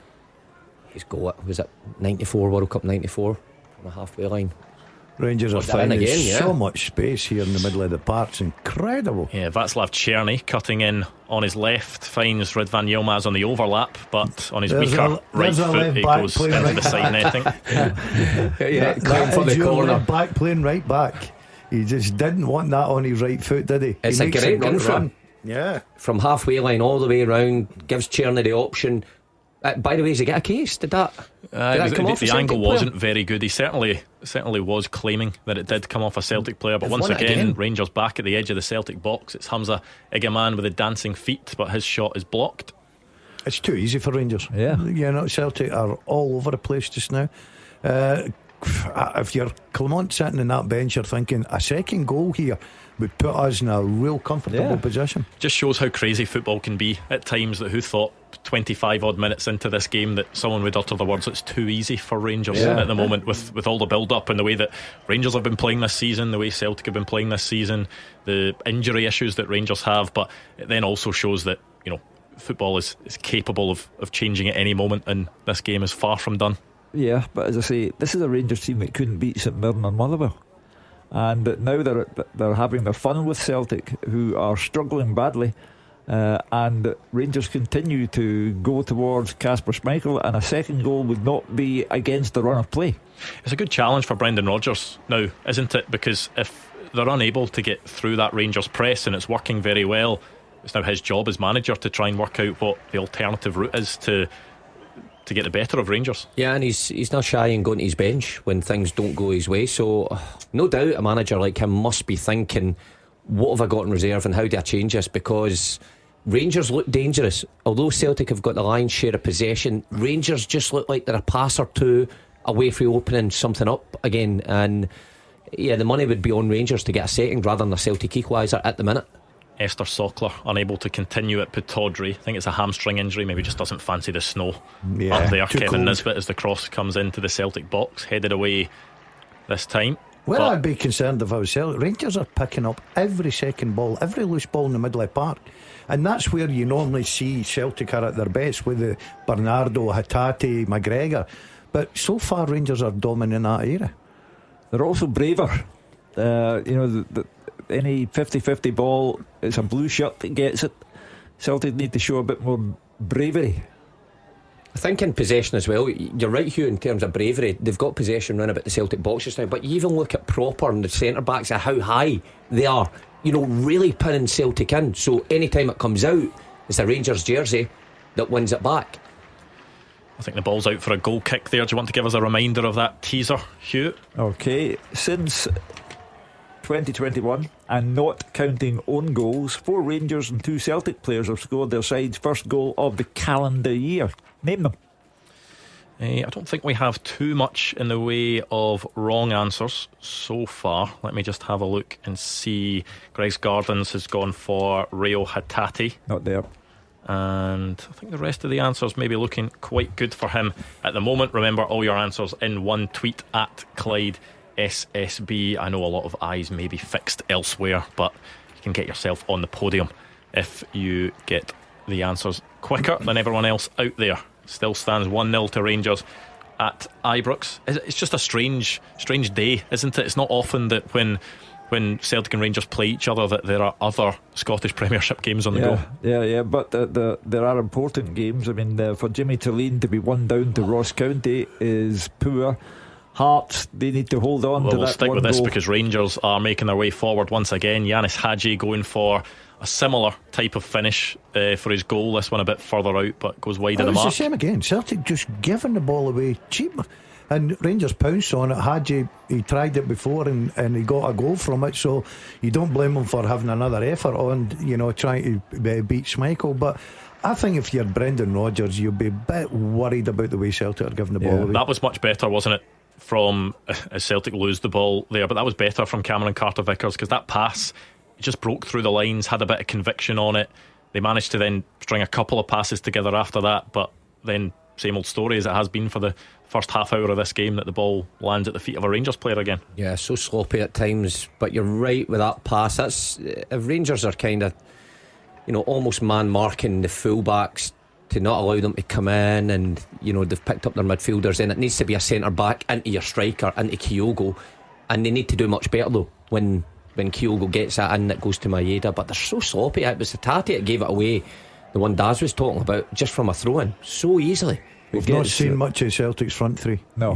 The 2 wide players and Kyogo through the middle, and that's all credit to Rangers. They're marshalled that very well indeed. I think Brendan Rodgers will be probably a little bit upset the way Celtic have started his game, but all credit to Rangers. That looks a sore one actually. Yanis Hadji going up, flicked the header back the way. Alistair Johnson just late to it in the aerial challenge, I think headed into the back of Yanis Hadji's head, so he's gone to ground, and there will be a stoppage and a free kick to Rangers.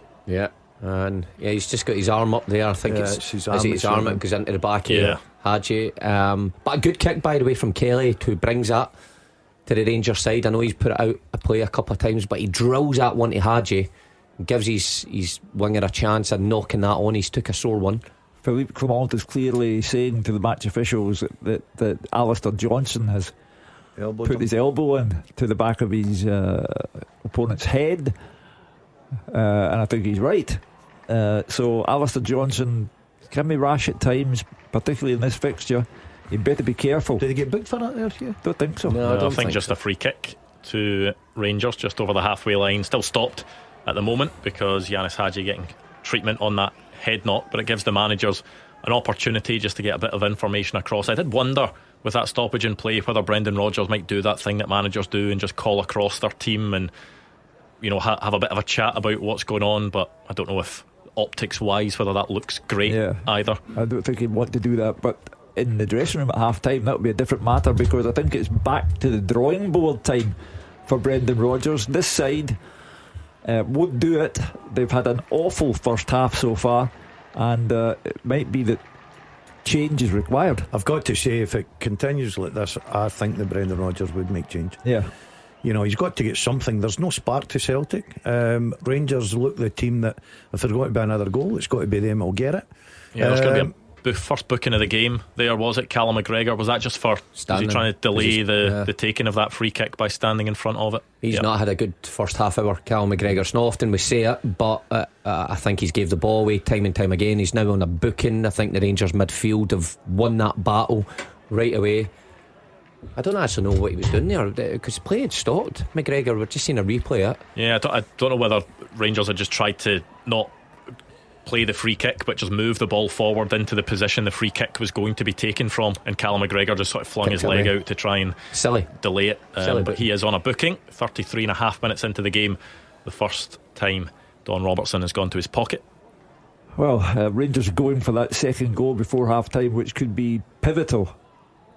And Celtic again through Maeda give away the ball. Badly taken free kick by Yanis Hadji, but Rangers still managed to initially get the possession back, but searching ball over the top for Celtic. Hamza Igaman goes out for a goal kick. Celtic look almost shell shocked by it all. They're just incapable of doing anything, and never mind Jack Butland's not playing, Liam Kelly's in goal. Liam Kelly's hardly seen the ball. Yeah, I think Celtic will be disappointed with their opening 35 minutes, but I think Rangers, if you're a Rangers fan inside Ibrox tonight, you'll be happy with your side. I think they're pressing well, they're dominating most of the play, but you always remind yourself that Celtic have got quality players that can open you up at any time. But at the same time, the quality players haven't shown up. 100%, Hugh, and I think it's all down to Rangers. I think Rangers, and Brendan Rodgers said about it in the cup final, I think they're getting their press correct and putting Celtic in under a little bit of pressure. That's another way that Celtic can do it. Their mark is that essentially just try and bait Rangers in, and you do then need to make sure that your 2 or 3 quick passes around the players are good to break through that press. But you saw it there, it did work initially, that they managed to bait Rangers into pressing them and got a bit of success from it, but as it got into Rangers half, they ended up losing the ball. It's the right idea, Andrew, but you need the quality within the pass to make it effective, and that's what Celtic have missed today. Well, there's the stat: passing accuracy before today this season in the Scottish Premiership, 89% for Celtic. Today it's dropped to 77%. You can clearly see that with the naked eye. Us just watching that, the amount of times they've given it away. You can see the game plan: bring Rangers out, and then expose the space in behind, but too many missed passes. Yeah, 10 minutes to go until half time. There's another wayward pass, and it's going to be a shot from Yanis Hadji, who's claiming for a free kick. Not going to get it. I think he's got a case here, is he not? Yeah, felt he got a bit of a push in the back as he went to take that shot from just outside the box. And but Celtic once again, it's forward. Celtic's own doing. A bad pass, give the ball away. There seemed a blatant push in the back of a Celtic player there. I wonder because Don Robertson let the Yanis Hadji one go, whether he felt that he then had to let that other one go, because there's no doubt that's a foul on Hadji. No doubt. Because it looked as if Rangers should have got that free kick, and then when Celtic went up the park, there was a push in the back of a Celtic player that looked as if it should have been a free kick. It's almost as if he's just thought, you know what, I'll just let them both go. When it's in such quick succession, you've got to think that type of thing goes through the mind of a referee. Of course, the old balancing act. But what isn't balanced is the progress of the game. It's all going Rangers' way, and they're coming looking for that second goal now. Yeah, Václav Černý cutting in, shot with the left foot is blocked. Well, I'm like you, Daz. I'll be surprised if Brendan Rodgers doesn't make changes. I'm looking at Rio Hatate as well. He's had a real poor 35 minutes here, giving the ball away time and time again. He could probably take off any one of those midfielders. He could probably take off Scales as well. It's been so disjointed, and you just think Rangers getting a lot of success on their right hand side, coming in. Černý, Yilmaz, Hadji's taking up some nice positions. Got to say, Hadji's really made a difference for Philippe Clement since he's been brought back into the fold. Today he's a wee bit of showboating, a wee bit of excitement, gets people off their chairs. Just begs the question, why did it take so long to get his contractual situation sorted out? And also, I mean, he plays out in the left, doesn't he, really, for Philippe Clement? He did say at one point when he was returning that essentially Yanis Hadji just wouldn't be his number 10. He would need to find a way of getting into the side elsewhere, but he has done that on that left side. The bigger man admits his mistake, and Clement has acknowledged the fact that the manager was wrong and the player was right to expect a game, and he's getting his reward, Philippe Clement, now. Yeah, Nicholas Kuhn dancing across the middle of the park as he does. He gets the ball back and a big challenge tackle by Dujon Sterling. He needed to make it. Yeah, Kuhn was ready to pull the trigger. Rangers off and running at the other side. That could be crucial from one end to the next. Yeah, Barami actually doing well to create a bit of space. What a pass. The pass in behind for Diamandi, who was making the run, and it's a big challenge, isn't it? Was that Cameron Carter-Vickers? Carter Vickers, both boxes. Sterling at one side, Carter Vickers last ditch at the other side. Great defending. Diamandi's eyes must have lit up there. It was a good ball through. He's in the centre of the goals, and all of a sudden in comes the leg of Carter Vickers. What a timing tackle that was. I think Rangers will be disappointed if they don't get a second before half time, because Brendan Rodgers has got to go in, make changes, regroup, reset, whatever you want to call it. But if Rangers get a second before half time, then Celtic are bang in trouble.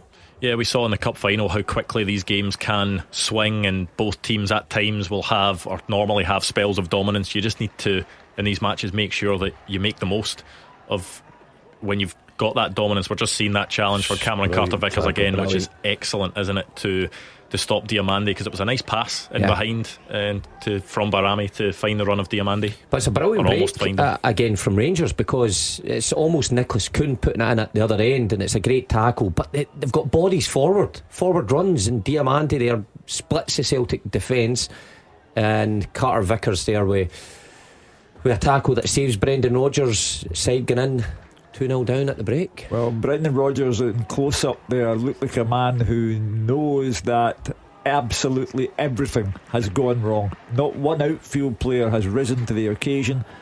They're a goal down, they're fighting to keep it at one before half time, and as Philippe Clement said, as Celtic have a chance for Celtic here. Kyogo into the box, just ushered away from goal. Should he have taken that shot earlier? Got to have taken on. It's the first bit of quality from Celtic, and they open Rangers up very easily. Maybe the pass into him is just a wee bit too strong. Yeah, I think his first touch takes him away from goals as well. So, but that's a wee warning sign for Rangers. Celtic can open you up with just a couple of passes. They've been the better team in the first half.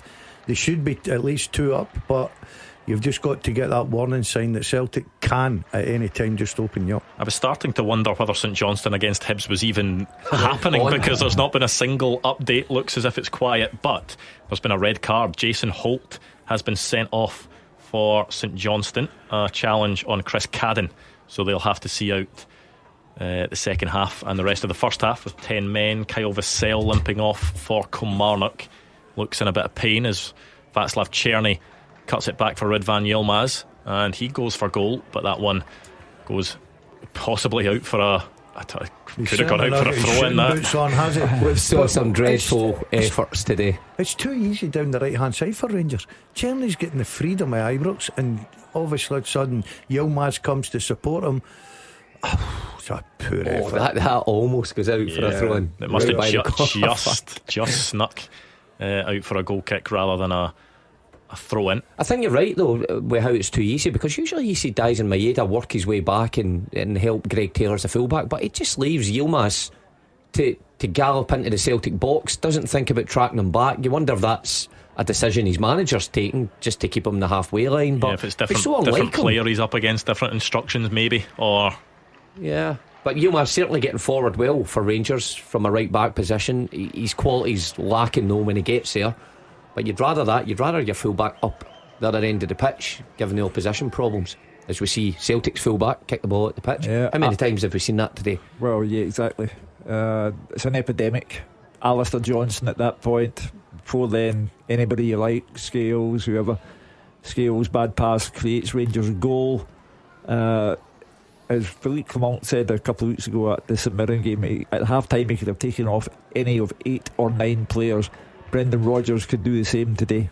3 minutes of stoppage time at Tynecastle. That was all because of the VAR check for the goal. We've got another of these. Goal flashes with M&D Green Pharmacy. In fact, no, we don't. Never mind. False You're just information. pressing that button. Just having fun. Yeah. Just hadn't had one for a while, so I just thought we'd hear that. But no. Are we goal. going to get the answers to the teaser? I don't even know if we have. We maybe have one correct answer on the teaser so far. Should we just try and wrap this up at the moment, Hugh, and I'll get the podium in a second. The first half teaser with the scottishsun.co.uk/football for the best football news and opinion online.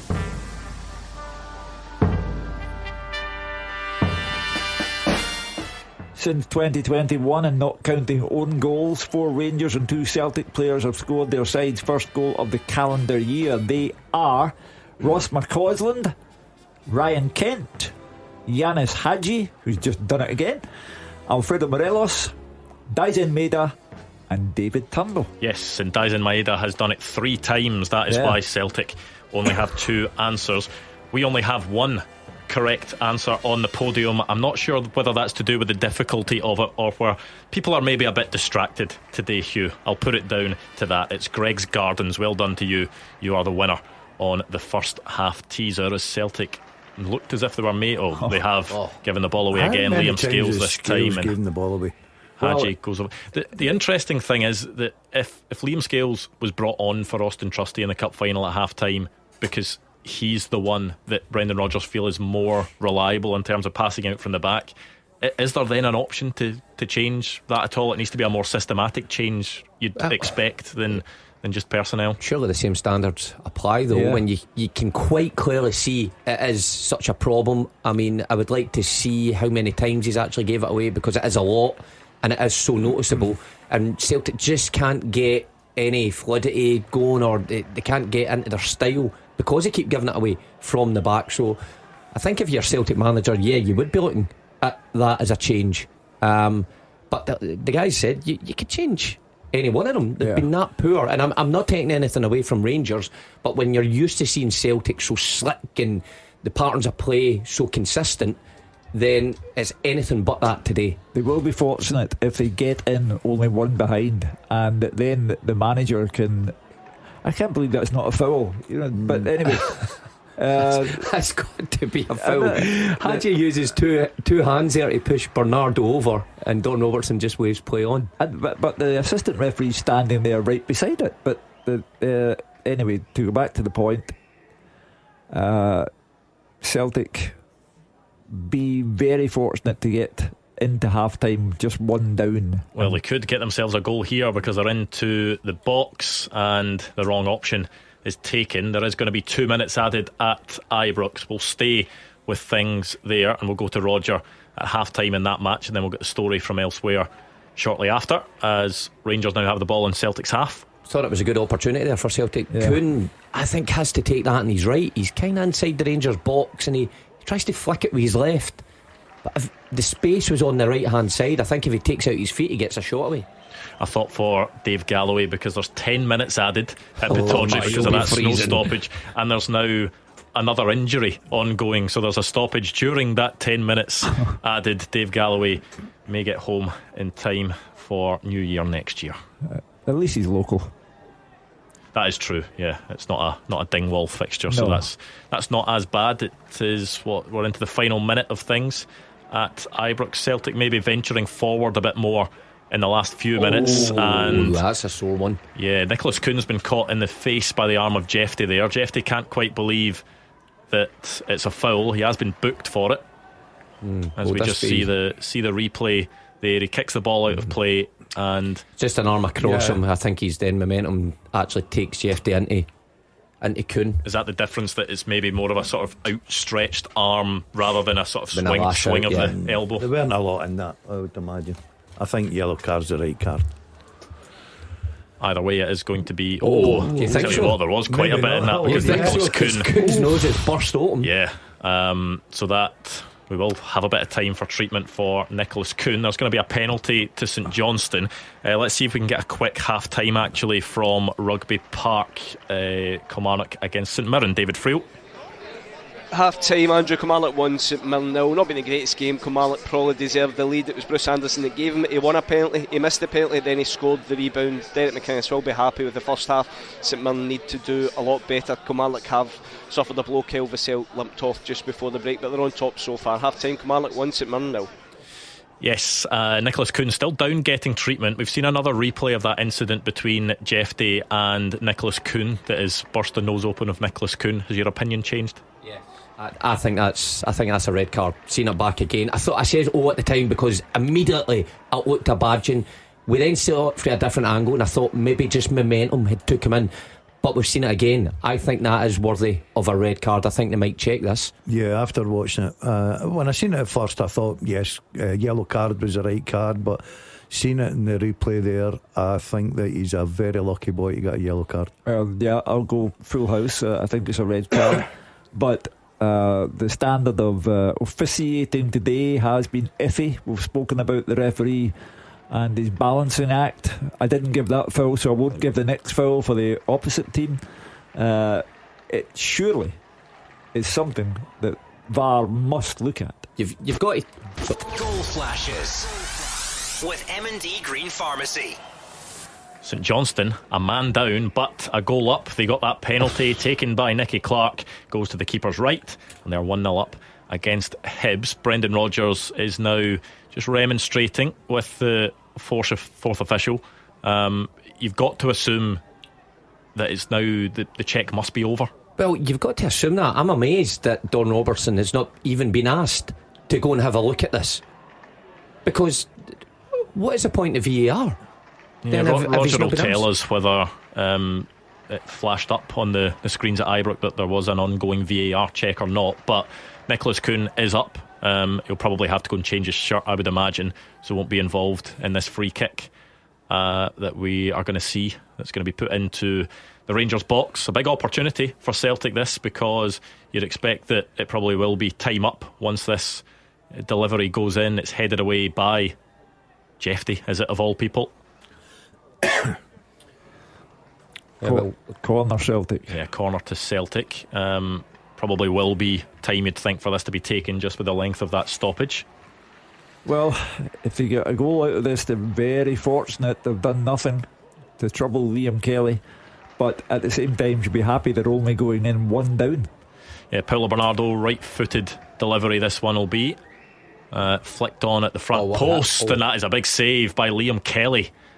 The first thing he's really had to do all game, Liam Kelly, diving to his right, beating that one away. Half-time. And that's, I think, is that half-time? Yep. At Ibrox. We can go and speak to Roger Hannah. It is half time, Andrew. Rangers 1, Celtic 0. Don Robertson, and among Celtic and Rangers players are coming together on the far side of the pitch as they come off at half time. There is clearly ill will among the players after that flashpoint involving Jeffrey and Nicholas Kuhn just before half time. Jeffrey got a yellow card deep in the corner between the main stand and the Copeland Road stand at that stage. There was no VAR check announced in the stadium at that stage. The yellow card stands. It looks as if Don Robertson has again flashed a card. He's currently speaking with the stand-in Rangers captain Nicholas Raskin as we speak. The players are beginning to come off the park now. Liam Kelly has gone over to speak to Raskin, trying to take him away from the officials. Philip Clement is now coming onto the field of play. He's almost in the centre circle, the Rangers manager. He too is getting Raskin away, he's getting Kelly away. He's having words with Don Robertson in one of his lines, when he's having extended words with Don Robertson. You can hear 50,000 Rangers fans clearly unhappy with the way that first half has ended. Philip Clement still deep in conversation with the officials as they come off the field, and it's a stormy end to what has been a very positive first half for Rangers. Celtic's best play was in the first couple of minutes and the last couple of minutes. Callum McGregor had a deep cross smuggled away at the back post inside 2 minutes as Kyogo threatened at the back post. But then Rangers, they broke forward in 5 minutes. Hamza Egerman in the box. His shot actually struck teammate Yanis Hadji, but Hadji did much better with the opening goal 2 minutes later. Liam Scales lost possession. Stand-in skipper Raskin burst clear. The ball broke for Hadji, and a low left foot drive from the edge of the box in to Kasper Schmeichel's bottom corner.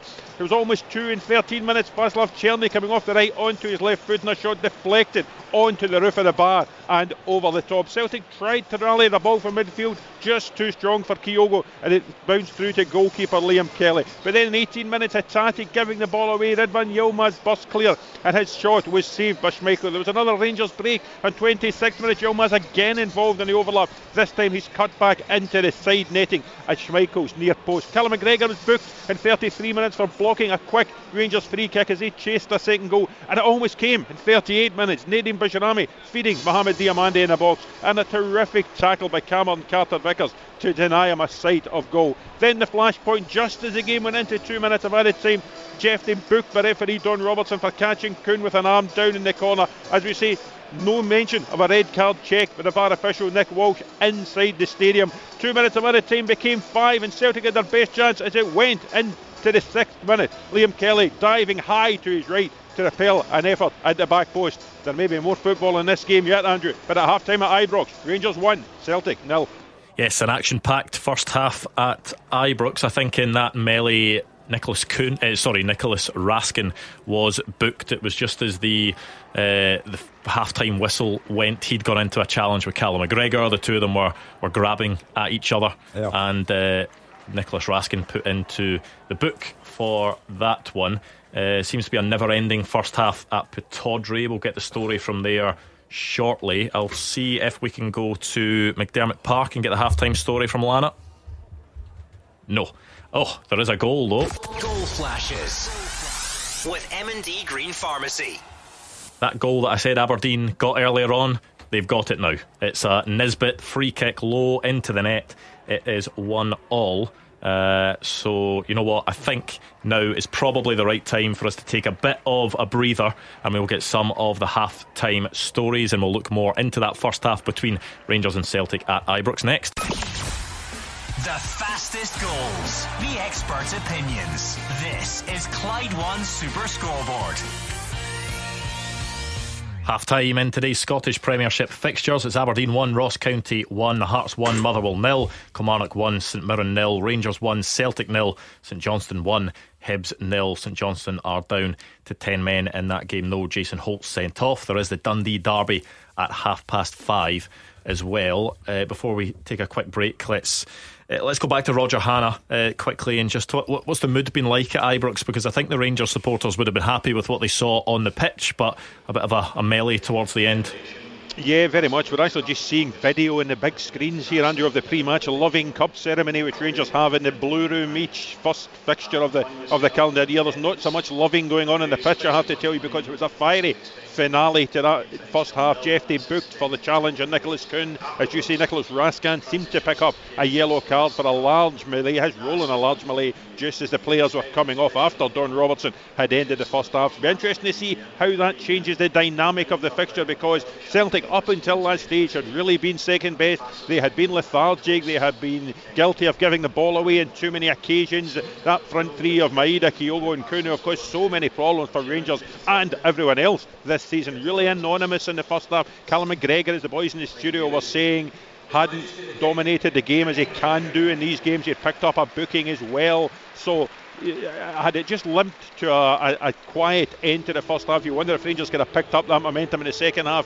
Now you do wonder if Celtic will have something more to play for, whether they'll feel aggrieved that Jeffrey didn't see a red card for that challenge of Nicholas Kuhn, whether they'll feel aggrieved for the Raskin challenge on McGregor at the end of the first half, whether Brendan Rodgers will make changes, because you could make an argument for Austin Trusty, Alec Vai, Adam Ida, Arnie Engels, Luke McCowan. Celtic are not themselves in the first half, but Rangers haven't allowed them to play at the tempo they like to play. Rangers have got the press right, just as they did for long stages of that Premier Sports Cup final at Hampden last year. You just wonder that day, that 4-1 chance that Rangers had, they couldn't go 2-0 up. There was a missed opportunity. You wonder if they'll look back at a couple of the chances they've had in this first half as missed opportunities to get a 2-goal advantage and give themselves more of a cushion. I'm thinking of the great challenge by Cameron Carter-Vickers and Mohamed Diamande after he was put through by Nadim Bajrami. But also, you think they've had the woodwork through Václav Černý. Ridvan Yilmaz has been very wasteful when he's got a sight of goal on a couple of occasions. And as we say, there'll be a lot of football left in this game if Rangers have to see it out. Second half's coming up next.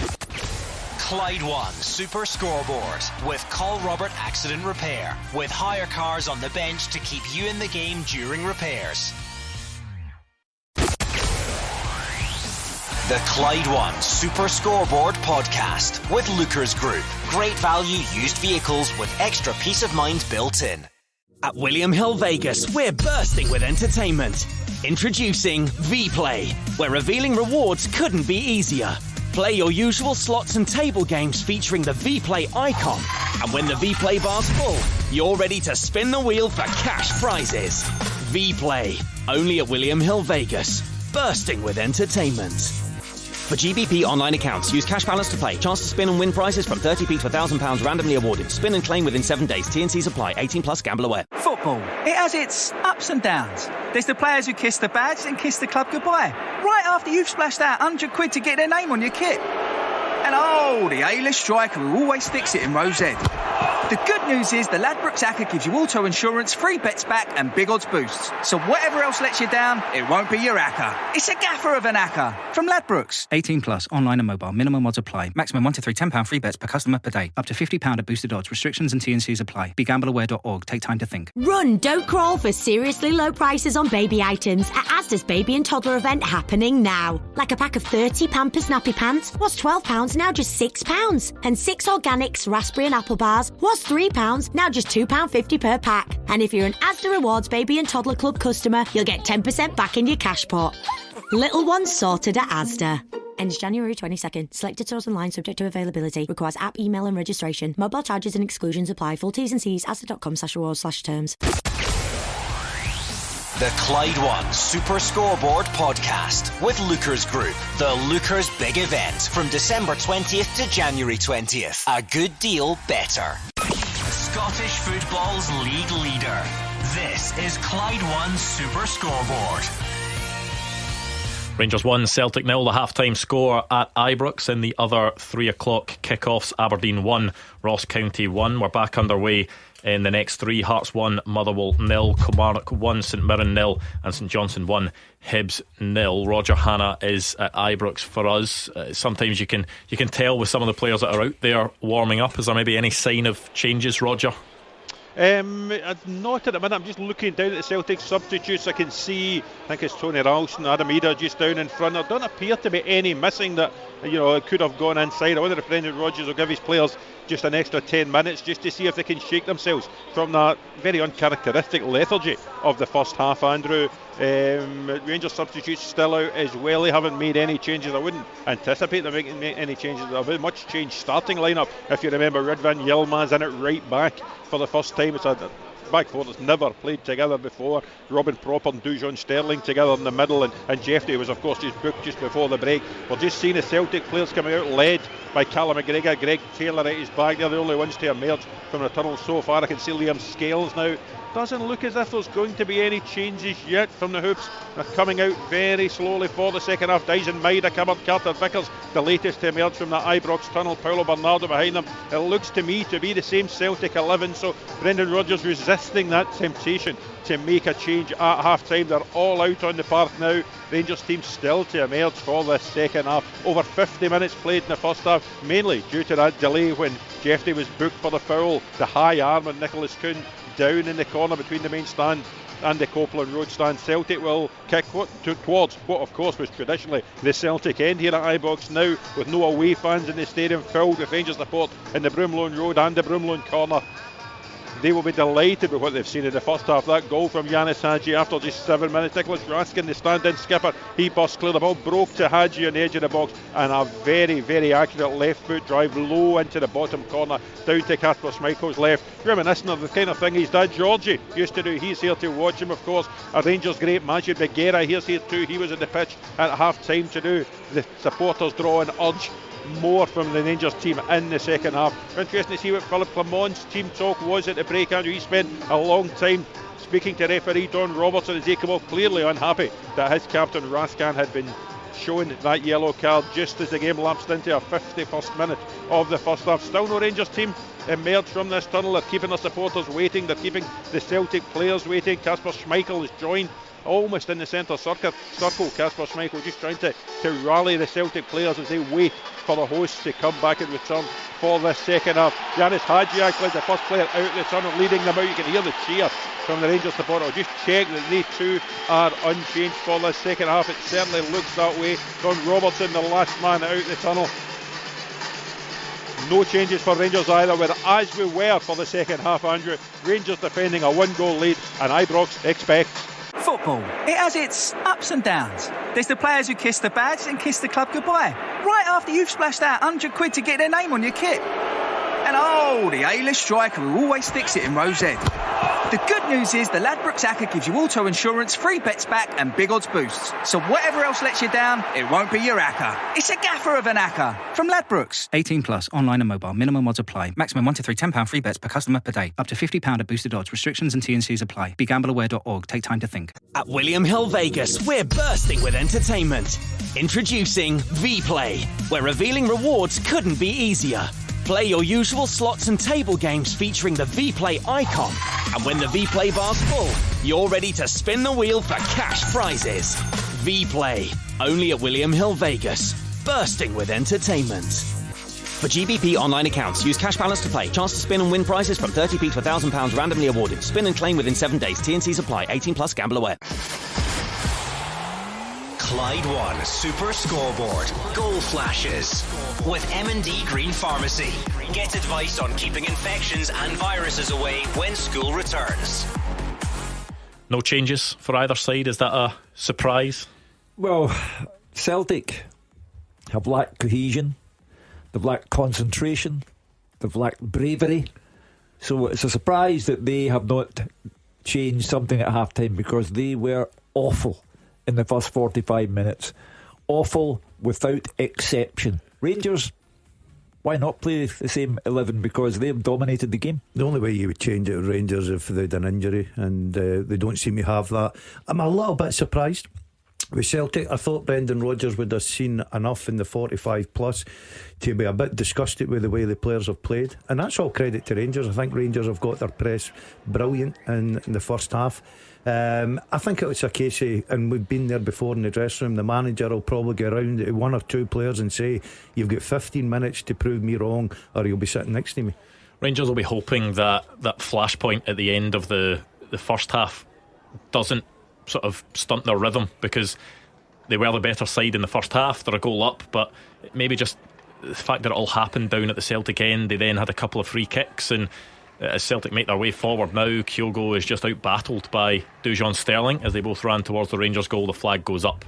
Kyogo was offside initially anyway, but they'll be hoping that they can just pick up where they were for most of that first half. Oh, certainly. In terms of how they defended as well, but to be fair, they weren't put under much pressure. But their front four and their midfield too have defended really well from the front and restricted Celtic. So for Philip Clement, I think it was an easy team talk. Just keep composure and keep your heads and just do the same again. I think for Brendan Rodgers, he must have had a go at some of those players, because he's come out with the same 11. I think Daz is spot on that he must have said, you've got 10 to 15 minutes to up this standard, because it's been so poor. And they've started brightly. Kyogo in again here, but against Sterling, deals with him pretty well. See, I think Rangers should have learned from the cup final. Celtic come out in the second half, and all of a sudden Kuhn started getting into the game down the right hand side, giving Rangers all sorts of problems. So I'm sure that the Rangers manager would have said, look, that they've got to come out, they've got to try and get on the front foot, they've got to try and get at us. Next goal's so important, so you need to be ready for that. I think the next goal is so important, because if Rangers score it, Celtic are beaten. And if Celtic score it, then that's another argument altogether. But if Rangers go 2 up, Celtic won't do anything about that. Yeah, Celtic just with the ball in the Rangers half at the moment, which is not something they really had much of in the first half. But there is the first real stray pass from Celtic of the second half. Nicholas Kuhn, who has that cut on his nose from the incident with Jeff Day, where the three of you have all agreed you felt that Jeff Day should have gone to a VAR check and he should have been sent off. I'm sure that the last thing we needed in this game was some VAR drama. I'm sure it's something we'll hear plenty about in the coming days. Yeah, well, starting at 5 o'clock tonight. But for me, it's as I was going to say as clear as the nose in your face, but the nose in your face is the problem here. It's a red card. Quite simple.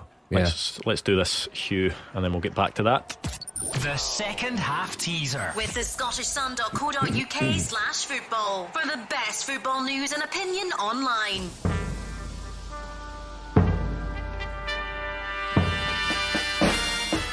I have played alongside Gavin Ray, Sergio Parini and Craig Burley. I've been managed by Brian Robson and Sven-Goran Eriksson. I've won multiple league titles and domestic cups, but none from my time in Scotland. A lot of information. Played alongside Gavin Ray, Sergio Parini, Craig Burley. Managed by Brian Robson and Sven-Goran Eriksson.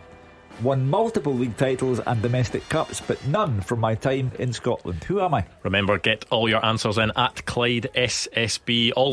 Just that one answer in one tweet. Quickest first. Mark Wilson is the quickest off the mark because he's already got it, and that makes me think that people will get that. I think easy. People may be a bit. It's easy because I just showed you. It's easy. But you know what? It's. As Celtic play the ball into the box, proper clears. I was going to say it's a day where people are maybe otherwise distracted, so maybe it's the day for a bit of an easier teaser. If it is one. Yeah. Don't take away from me there. I've got it so quickly. At Clyde SSB, you can see it all written down, and that's where to tweet us the answer. Quickest first gets on the podium. A shot from Yanis Hadji, edge of the box, easily gathered by Schmeichel. Yeah, Hadji's intent on being the hero. And there's nothing wrong with that. This is the game that requires heroes. So he keeps testing Kasper Schmeichel, but Schmeichel was well up to that one. The pleasing thing for him, Hugh, is he's hitting the target. You know, he's asking it, okay, you're never going to beat Schmeichel with that sort of a shot, but at least he's hitting the target. He's gotten a shot on target. He's getting his team up the pitch. He's had a good afternoon so far, Hadji. I think Celtic just need to move the ball quicker and obviously increase their passing accuracy, but it's just allowing Rangers to form a kind of barrier, a wall, and not really shift it quick enough. And that'll frustrate Brendan Rodgers. He's always on about speed of the ball and quick tempo. Yeah, Celtic already maybe getting the ball in better areas than they were in the first half. Not that they've created anything, the final ball's been poor. They've got into good positions. They're starting to move the ball a little bit now, but even when they get into good positions, final third, their pass there, you see it again. Callum McGregor, he's had a real poor afternoon. Callum McGregor, I would have thought about taking him off. I know that's a big shout. He's a captain and he's been great in these games, but I said 10 minutes in he was having a really tough afternoon. You then had the booking, you then had the skirmish right before the whistle, and you think, are you running the risk? You look at your bench, you've got Engels, who's been pretty good in recent weeks. I know you never like to take your captain off, but I think he's had one of his poorest games so far. Well, the midfield, the three of them, McGregor, Hatate, Bernardo, they've all had their poorest game of the season so far. So Rangers are offside there, but as I say, for me, if Rangers score a second, the game's finished. Just to show how far behind that game at Pittodrie is, this game between Rangers and Celtic, 51.5 minutes in, is probably about 5 minutes behind the other 3 o'clock kickoffs, and the Aberdeen Ross County game is only just kicked off for the second half. It's a long day for Dave. Dave, I hope he's got the big jacket on. No, it's good play. Celtic into the box. There was a nice back heel to try and open up some space, but Rangers have got themselves back and into position and trying to block out any threatening pass into the box, and they just crowd out Rio Hatate. No threat. They're just giving the ball away needlessly. As I'd say that there, Barami's just giving it to McGregor. In fairness, Rangers got bodies back there quickly and blocked. Here's Celtic in. Kyogo. Yeah, Kyogo. Oh, and he gets a goal now. Never mind. I thought that was the one. The flag goes up. Of course, will be checked by VAR. It was some finish from Kyogo as well, but it's not going to count as it stands. It's got to be tight. It's got to be. Yeah, it's the right call. I think he's just his left foot. He's offside, man. Just behind proper. What a touch and finish. But just a warning sign then for the two Rangers centre halves that although Kyogo's been quiet, he's always on the shoulder. It's a brilliant goal as well. Yeah, it's a good finish, but you're right, correct decision was made offside. It was Brendan Rodgers realised. Had his arms in the air, Brendan Rodgers. He quite often does that early, doesn't he, Brendan Rodgers? You see it sometimes where he puts both arms in the air when he thinks it's a goal. That one did end up in the net. Will, of course, be checked. The lines will be drawn. It sometimes can be closer than you think. It can sometimes offside. Be further away than you think. But certainly to the naked eye, which we've learned over the years not to really trust when it comes to the VAR lines because of perspective and whatever else. But Don Robertson signals that it was the correct call from the linesman on the far side, and it was pretty clear in the end, wasn't it? Yeah, I think maybe a yard or so in that, but great little ball. But good run. The offside, correct decision, but it's the first sign of the old Celtic that you've seen all afternoon. So they need to try and recreate that scoring opportunity, see if they can get an equaliser. Well, it's just that little warning sign to Rangers. The second goal's so important in this game. I don't know if Rangers can get through the second half with a clean sheet. I think they'll give up chances. That was too easy. If Kyogo just holds his run, he's in, no problem. One pass again, beats the two centre backs. So I think Rangers will be desperate to get a second goal here. Hatate on the ground, something off the ball. Diamande helping him back to his feet. Just delayed the throw in from Greg Taylor there. Not sure there's much in it at all.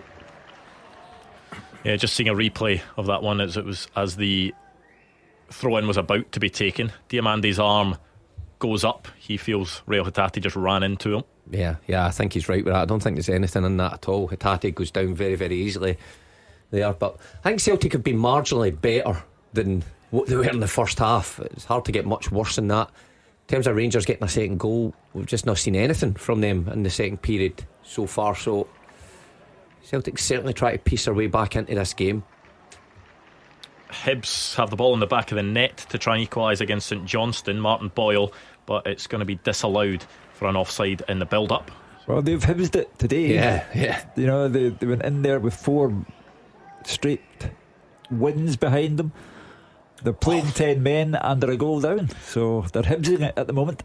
They'll still fancy their chances up against 10 men as another stray pass from Celtic goes out the park. Well, that's a rarity, because Schmeichel's so good with the ball at his feet, but it's infected him as well. Tries to play it to Scales, plays it too far in front and right out for a throw-in.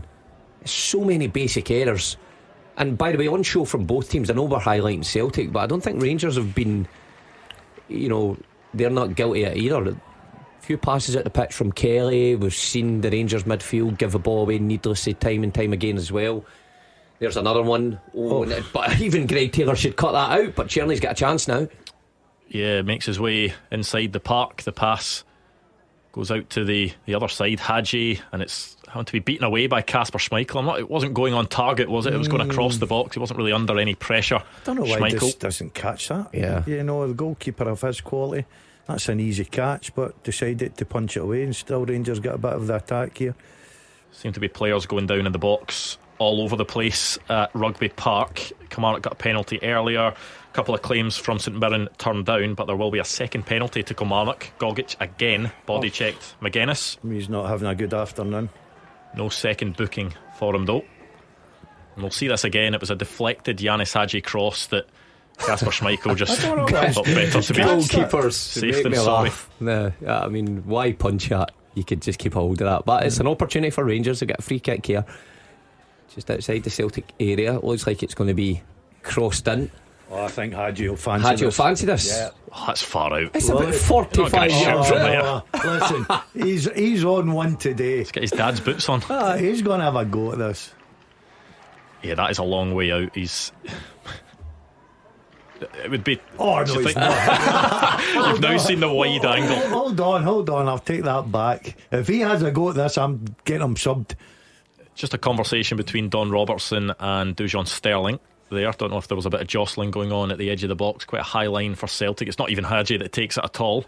Yeah. It was a left boot and then an air swipe, and Cameron Carter-Vickers the quality has been poor. I hate saying that about our game, and this is the flagship game, but I think both teams have been poor. Similar in the cup final as well. Lots of goals, drama, but not much in the way of quality. Rangers will get a corner. They're claiming for handball. I think it looked a supporting arm though, didn't it, from Paulo Bernardo? Well, he slides early, doesn't he, Bernardo, to try and block the cross. I wonder if it does come off his arm. but Rangers players were quick to claim. Kilmarnock had that penalty. Bruce Anderson stepped up to take again. Goal flashes with M&D Green Pharmacy. I think that's 7 for the season now in the league for Bruce Anderson. Might even be 8 actually for Bruce Anderson, who is right up there. Maybe not a player you'd expect to be right up there in the scoring charts, but he is. A couple of penalties today, a couple of goals for Kilmarnock. They look to be on their way to 3 points. Well, a couple of unlikely figures at the top of the scoring charts, with Dalby at Dundee United and Bruce Anderson up there as well. It's a good afternoon so far for Derek McInnes. Yeah, I think that puts him level with Kyogo and one behind Sam Dalby. Well, we're coming up to that famous 60-minute mark where substitutions are usually used, especially for your Celtic this afternoon. Surely Brendan Rodgers must be looking at that bench thinking, it's about time I get some, fresh legs onto this park, and trying at least look a bit sharper, trying to go forward, try to get that passing game going. There you go, Scales again, runs right into trouble. He's lucky he gets away with it. Diamandi wins it back for Rangers. And Václav Černý, the flag stays down for now. Václav Černý is in, and that hits the inside of the post and comes back out. A huge opportunity. Václav Černý can't quite believe that he's not scored there. It looked for a second as if it was going in. We'll see here whether he looks possibly as if he was off there. It certainly would have been checked if he'd scored, but again, didn't do a lot wrong actually, did he? Václav Černý just comes off the inside of the post and almost across the line. The luckiest man at Ibrox is Scales. He gives the ball away again cheaply. He's been doing that all afternoon. Well, the manager has to accept the liability for that one, because he took Trusty off at Hampden at half time and put Scales on. Scales was fully deserving of being taken off at half time here, but it didn't happen, and he continues to be a source of concern at the back for Celtic. Yeah, I think that's fair. I think when Brendan Rodgers gets so much credit and so much praise for his substitutions in games all throughout the season, I think it works the other way then. When we can all see that Scales wasn't having a great day, he's got a centre half there that cost him a lot of money on the bench, and you just wonder, what was he reasoning for keeping Scales on? Because he continues to give the ball away. Even the Celtic backline though, there where Scales does give it away and Hatate gets robbed, so disjointed. Cameron Carter-Vickers is deep, that's kind of playing Černý on. Alistair Johnson a bit wide, Taylor high up the pitch. They have just been out of sorts from minute one. Quick VAR check for a potential Aberdeen penalty, not given at Pittodrie.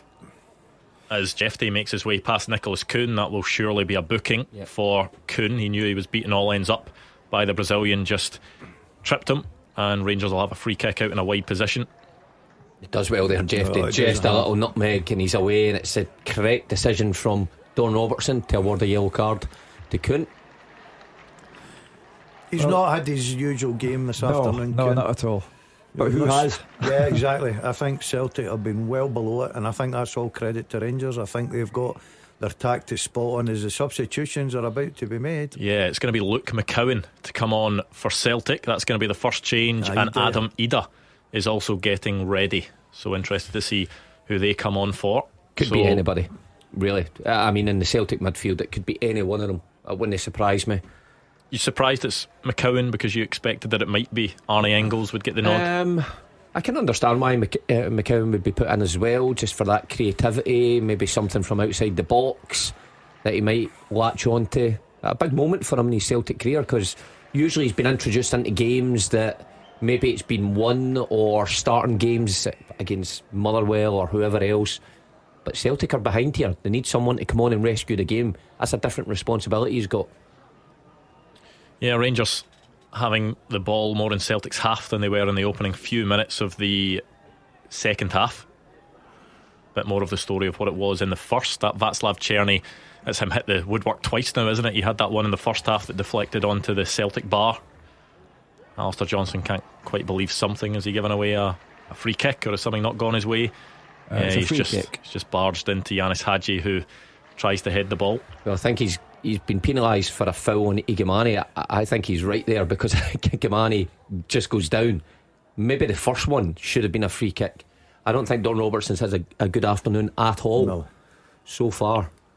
Oh, Celtic, they can't get their 2 subs on, and now they run the risk of being 2 down before 2 on.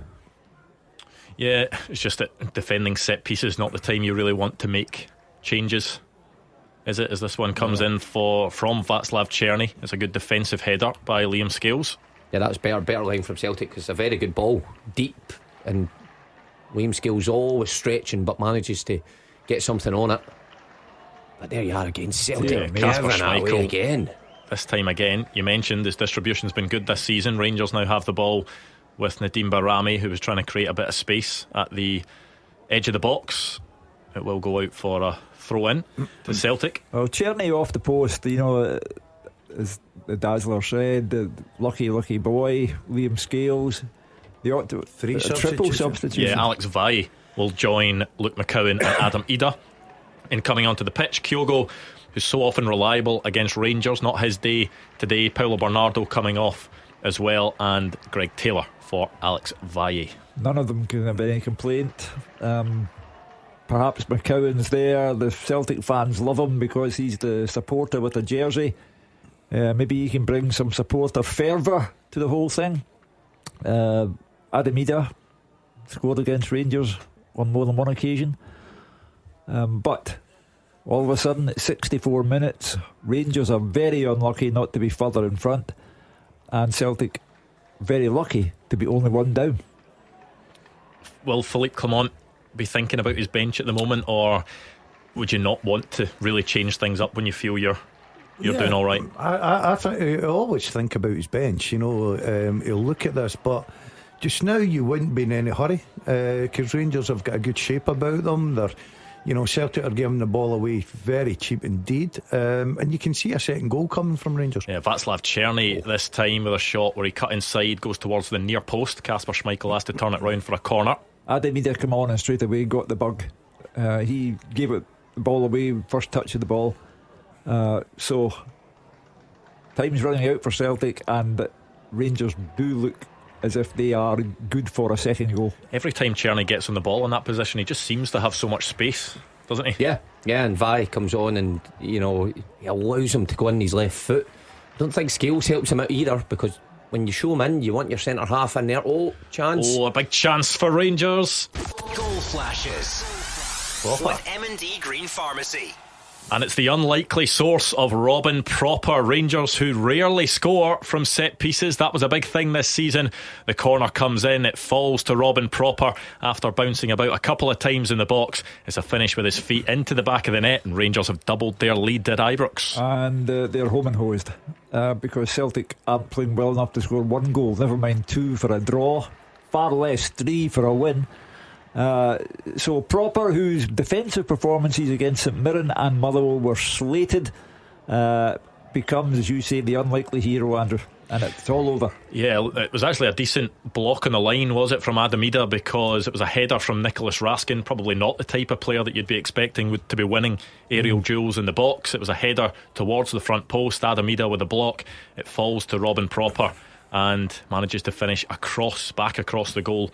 And it's 2-0 to Rangers at Ibrox. Well, Raskin's had a big part to play in both goals. He's taking the armband on today and he's led by example. You see him just getting away from Maeda. All you need is a yard there, and you don't expect him to have a almost free header in the middle of the box. And he gets on target, good block, but Rangers have got bodies in there, and it's 2-0. And not surprised. Guys said it there. It looked like a second was coming. One of these at Pataudry. Goal flashes with M&D Green Pharmacy.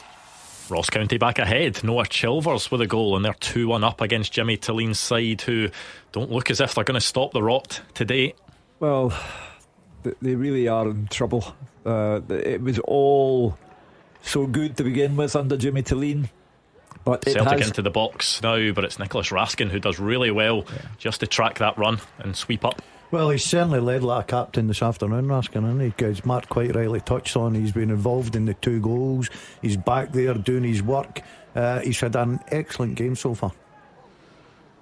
How Rangers must now, on reflection, curse Paisley and Motherwell, because that has cost them. They'll win the match today and they'll be 11 points behind Celtic, with the goal difference effectively 12 points behind Celtic. So it won't make any difference to the outcome of the Championship. But if they had not flopped so badly in successive matches against St Mirren and Motherwell, we might have had a league race worthy of the name. Well, I think if there were Celtic fans in the stadium, there would have been a loud groan from them there, because that has just summed up the afternoon. Another pass going over, a searching ball over the top, that one of the ones that you can't even work out who it was really aimed for. Well, they're just not on the same page this afternoon. I mean, we have seen that pass time and time again, where the right back's kind of inverted and he plays that reverse pass into the winger who makes it run, but couldn't stand it on the touchline. Johnstone plays the pass, just not aligned with each other. Yeah, all over the place. And Rangers, well, they've been disciplined, they've had a structure to them, and that can't always be said for them this season. And they've taken their opportunities. By the way, it could be more, because of course Tierney hits the post, he's hit the bar as well.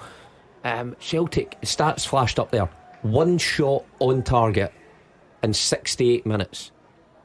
They just continually give the ball away. Yeah, Igaman this time, who is on the ball at the edge of the box, trying to work a bit of space, finds Tierney, back to Igaman. A lot of Celtic players crowding round him as they desperately try to stop Rangers getting their third of the afternoon. Shot from distance this time. Kasper Schmeichel not looking too comfortable with it, just has to beat it away. Yilmaz on his left foot there, work it well, Rangers. They look like they're enjoying it now. Everybody wants to get involved. Against Schmeichel, questionable if he can just could have taken that in instead of palming that away. But another corner here, so dangerous. If you're Tierney, you're putting this right back to where you put it for the goal. Yeah, did think about taking it short, Václav Tierney, but will go into the box this time with the in-swinger, and Rangers do get the first contact. And strong claims, or big claims I should say, from the Rangers players for a handball. Alistair Johnson runs away. Don Robertson saying to the players, look, I'll listen. It'll be I'll see if there is a check or not. That one is one of those where Adam Ida's hand is tucked into his chest, isn't it? If it doesn't hit his hand, it's going to hit his chest. I don't think that's going to lead to anything. No. But it's another dangerous corner into a dangerous area. Celtic struggling to deal with anything, not really getting first contact in anything that comes into their box. This one goes short, maybe one off the training ground. Ridvan Yilmaz lines one up from distance. Not really a player you think too much about shooting from distance, but he's had a couple of goes today. He's had 3 efforts by my count, much more than any Celtic players had, or the full teams had actually, on goal. So Yilmaz must have been a concern for Rangers fans, him playing right back, but he's done well. He's never been troubled, by the way, going the other way. How many times can we say that when Maeda's been on the pitch? The front three for Celtic, and even with Ida coming on now, they've been non-existent against an untried back four, and obviously a goalkeeper that's making his second game. So I think Brendan Rodgers are a bit disappointed in that, but all credit to Rangers. They've guarded their back four. Their middle of the park's been excellent. They've won the battle in there, and their flair players like Hadji's getting involved as well, and they've scored from a set play, which they get a little bit of stick about not that long ago. So it's all good for Rangers at this moment in time. It was good for a third. Yeah, I would agree with that, Hugh. Looks like they're enjoying it. Everybody's wanting to take part. They're getting it forward. Celtic look void of ideas, void of confidence, which is mad when you look at where they have been in the league and the squad that they've got, the subs they've made. Nothing's really changed since they made those substitutions. As Ridvan Yilmaz lines another shot up. He's got his shooting boots on today. This time it's beaten away or caught by Kasper Schmeichel, this time at the second time of asking. Yilmaz wants full compensation for the missed penalty in the cup final. That was partly the reason why Celtic won the trophy. So he's determined to get something of a personal nature out of this day. Good spot from Fraser Wishart. This: Kilmarnock winning, Ross County winning, Hearts winning, St Johnstone winning. What do they all have in common? Bottom 6. They were the bottom 4 teams in the table at the start of play today, and they're all winning at the moment. Sums up the inconsistency in our league, and well, this game goes along with that as well, because who would have thunk that this was possible? A bit better from Celtic. Well, I say better, Andrew. They've got it near the Rangers box. I mean, it's so unlike Celtic. But you've got to give credit to Rangers in terms of how they have been disciplined in their shape and made it difficult to play through. And again, McGregor forcing a pass, but it's easy, right all the way through to Kelly, and they can start again. Yeah, Celtic have to write off today. They're doing nothing to suspect that they'll score a goal. Not a single shot from Celtic in the second half of this game so far. No corners, 3 touches in the opposition box. Ridvan Yilmaz down at the moment. Maybe a bit of cramp for him, just getting that stretched out. You know what, you can understand that, because touching it in the first period, the amount of times that Czerny got the ball and the wide shot would allow us to see where Yilmaz was coming from. You know, a full sprint from the halfway line to get involved and create those little overloads in the wide area. I think he's been terrific today. Should we take a look at that teaser, Hugh? Yes, indeed. As Arnie Engels gets ready to come on for Celtic. I have played alongside Gavin Ray, Sergio Perini and Craig Burley. I've been managed by Brian Robson and Sven-Goran Eriksson. I've won multiple league titles and domestic cups, but none from my time in Scotland. Who am I? Isabel Braidwood says Claudio Caniggia. No. Stephen and Jamie Dock both sing Juninho. No.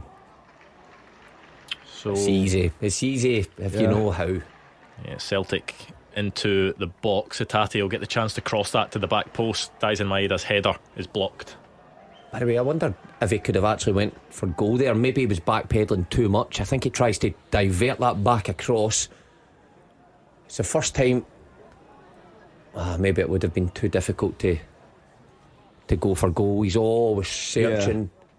Yeah, Yilmaz had shut the angle down as well. He was going away from him all the time.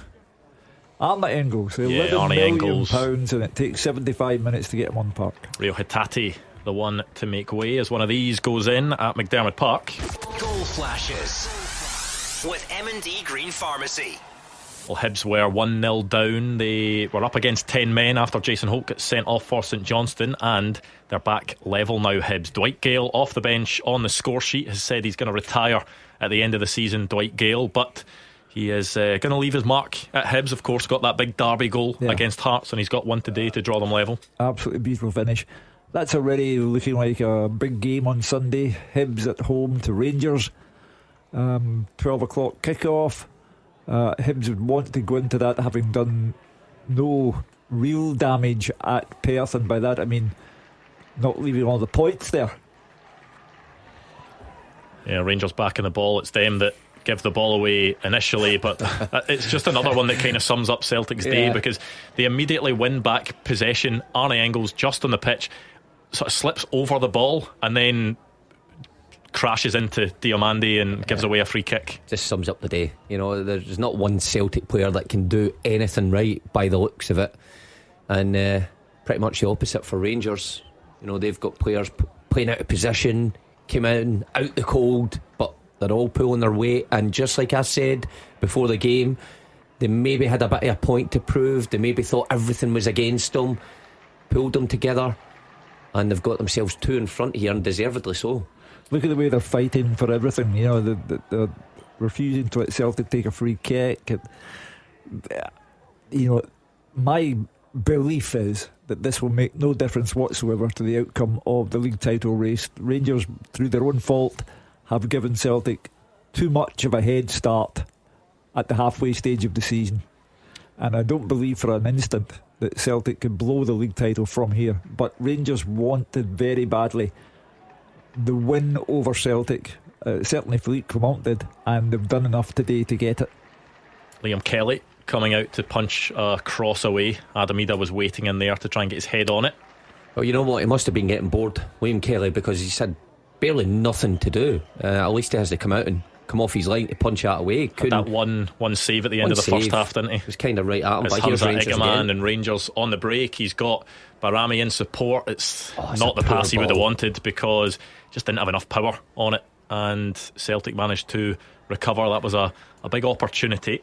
Well, you know what, Philippe Clement will be hoping that they don't come to rue something like that, where they've got a 2v1 and We they said give exactly it away. that about the 4v1 in the cup final, didn't we? When we were sitting in here and Rangers had that opportunity to go 2-0 up and ended up messing up a 4v1 and lost on penalties.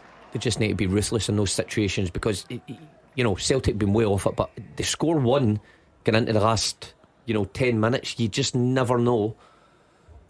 It doesn't look likely, I must say. No. You need to have a go at the goalkeeper first of all. Still no shots on target second half, none at all for Celtic. None for Celtic. No. Just thinking there, Hamza Egeman a couple of minutes ago, just when he was making his way forward, he's obviously been tried to be that focal point in the team. Hasn't really had a look at goal today at all, but as a young player who's probably one of the more inexperienced Rangers players in the park, still got a big job to do in terms of helping that Rangers press. And Philippe Clement will be happy with the job he's done. Maybe not as flashy as he's been in other games, but he's still got to play his part in that system that's been successful so far. Again, just discipline, because he is your trigger. Nobody moves apart from him making the first movement. You see Barami and him just balancing off, almost like a front two at times, and shutting off McGregor. He's done it very, very well, but he's someone that's unpredictable, and the Rangers fans like to watch because there's a bit of excitement, a bit of flair. Same with Hadji, and we've seen it in bits and pieces from Hadji today. But I think there's a bright future for Egeman. I think Rangers are a much better side when he's up top. Yeah, Philippe Clement had been a bit vague when he was talking recently about the fact that he says teams are now interested in our players as Celtic.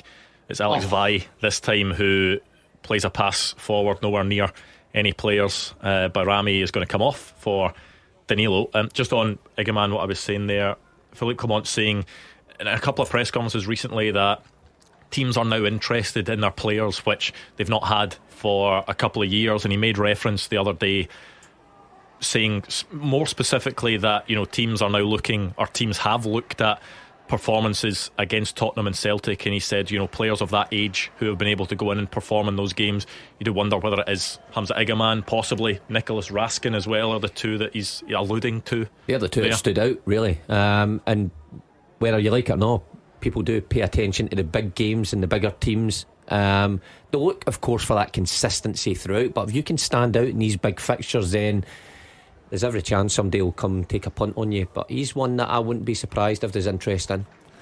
Well, we're into the last 10 minutes of regulation time now, and Celtic will need to have a shot at goal in order to see if there's anything left in the game for them, but I very much doubt it. I'd have Rangers down for a third goal before I'd have Celtic down for a first. Yeah, I think the Celtic fans watching this will just want this over with. Yeah. It's very rarely in recent times you see a game like this at Celtic Rangers that Celtic are so poor, don't look like scoring, and Rangers are the opposite of course, but Rangers fans have had to suffer that quite regularly, and now it's the Celtic fans' turn to suck that up this afternoon.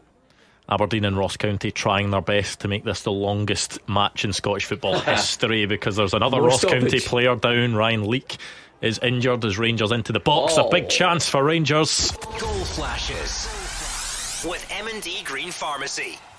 Well, who predicted this? Rangers 3, Celtic 0. Danilo off the bench, possibly his first touch since coming off the bench, sweeps home a finish, and Rangers will be getting all 3 points at Ibrox. But they may not have stopped scoring, because they look as if they want to try and get as many as possible. Celtic are awful, and of course the game is lost, but Rangers I think are looking for a fourth to rub it into Celtic. But Celtic have been appalling, and there's no point in anyone complaining about this, that or the other. Celtic have been woeful. Rangers have taken advantage of that, and Rangers have raised their game to a level where Celtic just cannot compete. Yeah, Jeffrey making his way down the left, the cross into the box. Cameron Carter-Vickers was sliding in. I think it maybe comes off his back into the path of Danilo, whose finish goes through the legs of Kasper Schmeichel. We still have 8 minutes plus injury time to go, but Philippe Clement, pictures on TV of him celebrating what will be his first win against Celtic as Rangers manager. Will be just the second defeat for Brendan Rodgers against Rangers. Yeah, and a spectacular win for Rangers it is. First of all, you have to give credit to the winner, and the winner from the first whistle has hounded Celtic, played their best football of the season, and Celtic have contributed to their own downfall by being absolutely awful. But as I say, credit first of all has to go to Rangers and how they must curse the places they have been, the appalling away record, which has cost them the league title, because today is a sweet moment for them, but it will not alter the course of the championship. Celtic will be 11 points clear, goal difference vastly superior, effectively 12 points clear of Rangers. So to the victor the spoils, as they say, and to the loser you got what you deserve. I think that third goal there just sums up the full game and the performance and the difference between both sides, because you looked at the ball, was it out to McCown, maybe out in that right hand side for Celtic, and it's Yefty that's on the front foot, thinking forward right away. He gets in, he's stronger, he nicks it, but he drives forward and commits, you know, Carter Vickers to come across. Okay, his shot might be going wide and it deflects, but Rangers again have got bodies in a position where the ball falls to him and Danilo just tucks it away, and that kind of sums up the game. You know, Celtic haven't been the front foot, they haven't been quick enough, they haven't committed people, they haven't made the right decisions, and they've not had bodies in the box where it really matters, and Rangers have, and that's how Rangers are running out easy winners here. And Hugh's right, this, you know, if Rangers really fancy it, there's more goals in this last, what, we'll have another 10 minutes to go with stoppages. But a real poor afternoon for Celtic, really poor, but well done to Rangers, because Philippe Clement's job was on the line if his team didn't put out a performance like this. Yeah, Rangers in a bit of a strange place at the moment, because there was a bit of a feel-good factor around the place when you know, there was some good results and performances. That all seemed to be completely eradicated. We heard from Philippe Clement before the game saying that, you know, 2 bad results doesn't take away all that hard work, despite the fact that it seemed the feeling from supporters that it had taken apart all that hard work. And then they go and beat Rangers. They go and beat Celtic 3-0. Yeah, the supporters and Clement have had a peculiar relationship all season long. First of all, they had the fiasco of Hampden Park, having to rent the ground because of a refurbishment plan that went badly wrong at Ibrox, and the performances there were not great. Europe was not great, and then there were awful away defeats, and then they wanted Clement out, and that then changed when Rangers had 4 league wins in a row, winning all of those games. But then, when things were looking as if they might take a positive turn, they get 1 point out of 6 from St Mirren and Motherwell, and Clement was back in the bad books. They wanted him out again. Tonight he will be the toast of one half of Glasgow, but he's got to go on from here and see what he can do, because they've lost the cup to Celtic. They won't take the league back from Celtic, and the Scottish Cup is his last chance of a trophy. But he was in, he was out, he was back in again, and now no one wants him out. Tonight he'll be a hero. Yeah, just a stat popping up on the screen there. The most shots Celtic have faced in the Scottish Premiership in one game since 2013-14. Today, 24 shots is the highest. Since then, the next best is another Rangers performance that was 18 shots. And I know that shots isn't everything, because it comes down to quality of chances, but Rangers 3-0 winners. Let's go to Rugby Park, a quick full-time Kilmarnock St Mirren. Kilmarnock to St Mirren now. Andrew, Bruce Anderson, he was a hero for Kilmarnock. His double shot off St Mirren. Derek McInnes never loses against the Buddies. It was the usual drill. His side deservedly won. Anderson tapped in the rebound after seeing a penalty saved in 8 minutes. In the second half, he sent Ellery Balcom the wrong way from the spot to make it 8 for the season. Alec Gogic gave away both spot kicks, but this was a day to forget for every St Mirren player. Kilmarnock well on top. Full time, Kilmarnock 2, St Mirren 0. Shall we wrap up this teaser then, Hugh, before there are any more full times or any more action at Ibrox? The second half teaser with the scottishsun.co.uk/football for the best football news and opinion online. I'll just let you read it out. We'll leave the music. I have played alongside Gavin Ray, Sergio Parini and Craig Burley. I've been managed by Brian Robson and Sven-Goran Eriksson. I've won multiple league titles and domestic cups, but none from my time in Scotland, and I am Fabrizio Ravanelli. We will have a look. Third place Dave McFarlane, second place Lemon Curry, first place Robert Watson. There's an incident at Ibrox. There's a Celtic player down at the corner of the pitch. Engels is down, holding his head. He is up now, which is good to see. I think he's went to take a corner kick. Got to wonder whether it was a missile that's been thrown from the stand. Potentially, we will wait and see if we can get confirmation on that. Nicholas Raskin is motioning to the supporters, which would make you think that is what happened, not what you want to see, and something that Philippe Clement and his players will be really disappointed in, because it's been a big day for them, but that really is not good at all. Idiotic stuff. If that's the case, Don Robertson's coming over. Normally they tend to pick up whatever the item is and hand it over to the fourth official. I wonder if that's what he's doing. Yeah, a coin. Yeah, it looks like a coin that he's handing over to the fourth official, which is it's sad to see. It's depressing to see that we're in 2025 and this type of thing is still happening in Scottish football. And we have an ongoing Police Scotland investigation into a vodka bottle thrown at the Dundee United manager, Jim Goodwin. The police have moved in now and they've taken the coin, so there'll be another investigation being launched.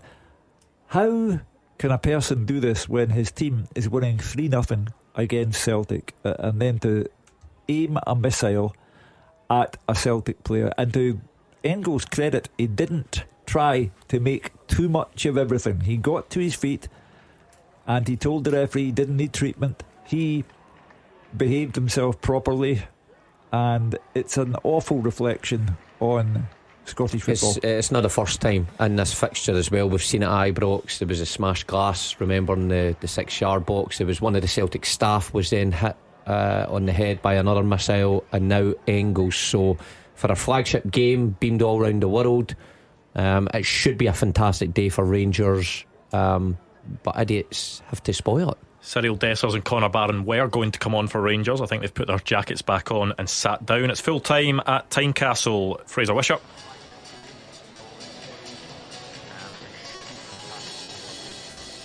We'll see if we can go back to Fraser. I'm not sure the line was too good there, as Rangers are on the attack again. This one flashes across the box. Jeffrey actually does well to ride a challenge when the ball eventually came to him.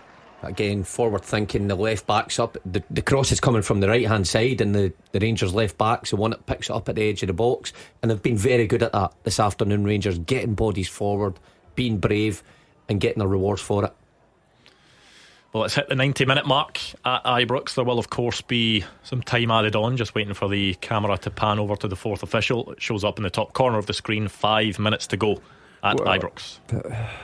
Within those 5 minutes you could get a fourth goal for Rangers. I suspect that Celtic will not score. They will just have to put the day down to experience, and the experience has been awful. Oh, and there we go. That sums it up. Not even a shot on target. Look, McCown tries to work that on his left foot, and wow, everything that's went wrong for Celtic has. That just sums it up there. There will be what you'd expect to be a final change for Rangers. It's going to be Robbie Fraser to come on. Jeffy limping off. Came on against Tottenham, didn't he? On the left hand side. Yeah, Robbie Fraser. Well, he'll get a few minutes at least to occupy that left side. Great, coming on when you're 3 up. Oh, brilliant. There's no better feeling. So that's Rangers' third left back of the day being involved. Of course, Ridvan Yilmaz has played it right back. Jeffy, who set up the third goal, was diverted into the path of Danilo by Cameron Carter-Vickers. Did well today. Jeffy kept Kuhn quiet. So is Yilmaz on the other side. But I think for me the pick of the bunch is the captain for Rangers, Raskin, middle of the pitch. Big part to play in both goals, being a leader, showed that tenacity that you need in these fixtures in the middle of the pitch, and had a wee bits of quality within that. So it was a big afternoon for him, and he certainly stood up when it really mattered. Well, whatever happens, Philippe Clement, as I say, my contention is and will be that it doesn't affect who wins the title this game. But whatever happens, it's got the monkey off Philippe Clement's back. He is not the man who has failed to beat Celtic in his time as Rangers manager. He's now got that victory, and that will calm down all the speculation about his immediate future. Be interested to hear the Rangers fans at 5 o'clock, as indeed the Celtic fans, but I'd be interested to see their reaction to the manager now. Well, Wameskill's almost passing the ball at the pitch again. That would again sum up his game in 92 minutes, really. Yeah, we'll stick with this game. We'll go around the grounds afterwards to get some of the full-time reports from elsewhere. I think it is full-time between St Johnstone and Hibs. It's full-time between Hearts and Motherwell as well. Full-time as we got the report from Rugby Park from David Friel. Kilmarnock 2-0 winners against St Mirren. Rangers 3 up against Celtic. The action not finished today, of course, as well, because there's a Dundee derby at 5:30. We'll take a look at that in the final hour of the show, and we will be heading onto the live stream for the final hour of the show, so make sure to join us when it is full time in all of the matches. You can catch us on YouTube, on Twitter and elsewhere on the live stream for the open line, and you can get your calls in as well for any of today's drama. Talk me through that one, Mark. What is the point in bringing on 3 subs with 90 seconds to play? For their appearance money, Hugh. Maybe that's the only bonus you're getting. I'm not quite sure. Maybe just to give the guys who are on a standing ovation. I think they probably deserve it. It's been a tough time for Rangers, especially against Celtic in recent times. But I think Igaman, Raskin and Hadji have all deserved their standing ovation that they're getting just now. Yeah, Cortez, Dessers and Barron will come on. Nicholas Raskin looks as if he's enjoying the applause from the Rangers supporters. A big day for him. Yeah. Captain's armband on, and he's led his team to a 3-0 win in a big game against their rivals. It'll be a day he remembers probably for the rest of his life. You know, captaining your side in a fixture like this is a big occasion, but he's probably been the pick of the bunch for me and deserves the ovation he's getting. Oscar Cortez, one of the players, the final one to make his way onto the pitch, started that game against Motherwell sort of out of the cold, wasn't it? Yeah. Hadn't played since September. Just his 5th appearance of the season, this one. There's a player in there. I liked him when he first came to Scotland. He obviously suffered injury problems, way off it last week. That's to be expected. He just needs, I think, more minutes. Probably enough starting in crucial games, that's for sure, but he'll build his fitness up. Yeah, Liam Scales heading away a Liam Kelly goal kick. The ball just been booted from one half to the other. I think both teams probably desperate for that full-time whistle to go. 10 minutes of the minimum of 5 that was added on at Ibrox. So we'll get the full-time story from Roger Hanna in a few moments' time. Václav Černý just making his way down the right. He's got Ridvan Yilmaz for company, maybe trying to take that one into the corner. Celtic, Alex Valle with the challenge to put it out for throw in on the near side. Be interested to see Philippe Clement's celebration. He's gone in the lap of honour at Ibrox before when he got a 3-3 draw, so he's got a 3-0 win. He's criticised as well for the St Johnstone in the cup, wasn't it, at Hampden? Yeah, went behind the goal for a dance routine. But as I say, the man has the monkey off his back. He is no longer the Rangers manager who cannot beat Celtic. He's just beaten them. Yeah, 3-0 will be surely the full-time score. We have played now just about 96 minutes. There was that stoppage just because of the Rangers making changes in injury time, so referees do extend it, but that is the full-time whistle at Ibrox. Roger Hanna. Rangers 3, Celtic 0. Celtic were the first boot at Ibrox in 2025, Andrew, and what an incredible day of unexpected firsts. A first Old Firm victory at his 7th attempt for Philippe Clement. A first derby win for Rangers since way back in May 2023. A first defeat of the new year for Celtic after just 2 losses in the whole of 2024. And a first chance for Clement to prove that this makeshift Rangers side can just about save his job. It was 1-0 in 7 minutes. Janis Hadji, a low shot past Kasper Schmeichel into the corner from 18 yards. That became 2-0 in 66 minutes. A corner. Nicholas Raskin made first contact. It fell for Robin Proper and they fired high into the Celtic net. Substitute Danilo then added a third in 81 minutes with his first touch after a great surge down the left hand side by Jeffrey. Václav Černý also had the woodwork twice for Rangers, and Kasper Schmeichel way busier than Derby debutant and Liam Kelly, and a one-sided Derby win for Rangers. Kyogo did have the ball in the net at 1-0 but rightly ruled out for offside. Jeffrey was booked in first half stoppage time for catching Nicholas Kuhn with a high arm, and some Celtic players believe he should have been sent off. Celtic can say the gap at the top remains 11 points, but this Rangers side without Jack Butland, James Tavernier, John Souttar and Leon Balogun in the defence dominated the derby. Clement had heroes all over the pitch. Ridvan Yilmaz, the shootout fall guy from last month's Premier Sports Cup final, was immense at right back. Tierney terrorised Greg Taylor, then Alec Bye down that same side. Goal scorer proper and Dujon Sterling, who ended the day as Rangers captain, stood strong against the threat of Kyogo. And stand-in skipper Raskin and stadium man of the match Mohamed Diamandi took on and saw off the star-studded Celtic midfield. Hadji sparkled and dazzled in front of his dad Georgie, who was watching from the main stand. There will be ramifications though after Celtic substitute Arnie Engels appeared to be hit by a coin that referee John Robertson took over to the fourth official as the game lapsed into 5 minutes of added time. A sad and depressing finale off the field for Rangers. On it, they got absolutely everything right. Rangers 3, Celtic 0. Well, what a day of action in the Scottish Premiership.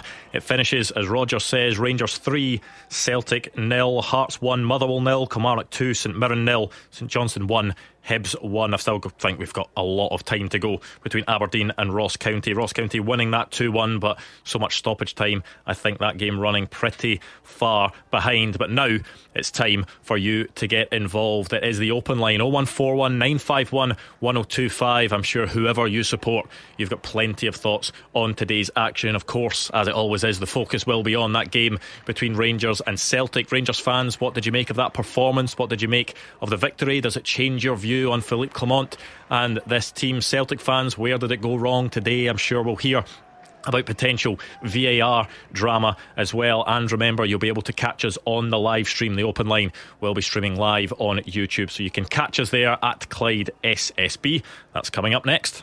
After the action, it's your reaction. 0141 951 1025. Clyde One Super Scoreboard's open line. What a day of action in the Scottish Premiership. It finished at Ibrox. Rangers 3, Celtic 0. Not a result I think many people were expecting, and we want you to tell us all about it. 0141 951 1025. Whether it is about the performances, whether it's about anything else, we want to hear from you. Rangers fans, how do you feel after that? Is it a sort of renewed confidence that you've got in your side after that big win? Celtic fans, what did you make of the performance? Was there anything else you didn't like in there? You can give us a call 0141 951 1025. The results elsewhere, the full times: Aberdeen 1, Ross County 2, Hearts 1, Motherwell 0, Kilmarnock 2, St Mirren 0, St Johnstone 1, Hibs 1. Of course, Rangers 3, Celtic 0. There is a Dundee derby that's set to kick off in just over 15 minutes time as well. Hugh, bit of a breathless day. How do you reflect on it? Not one Celtic player played well. Not one. All of the Rangers players played well. That's why they won so convincingly. The monkey is off Philippe Clement's back.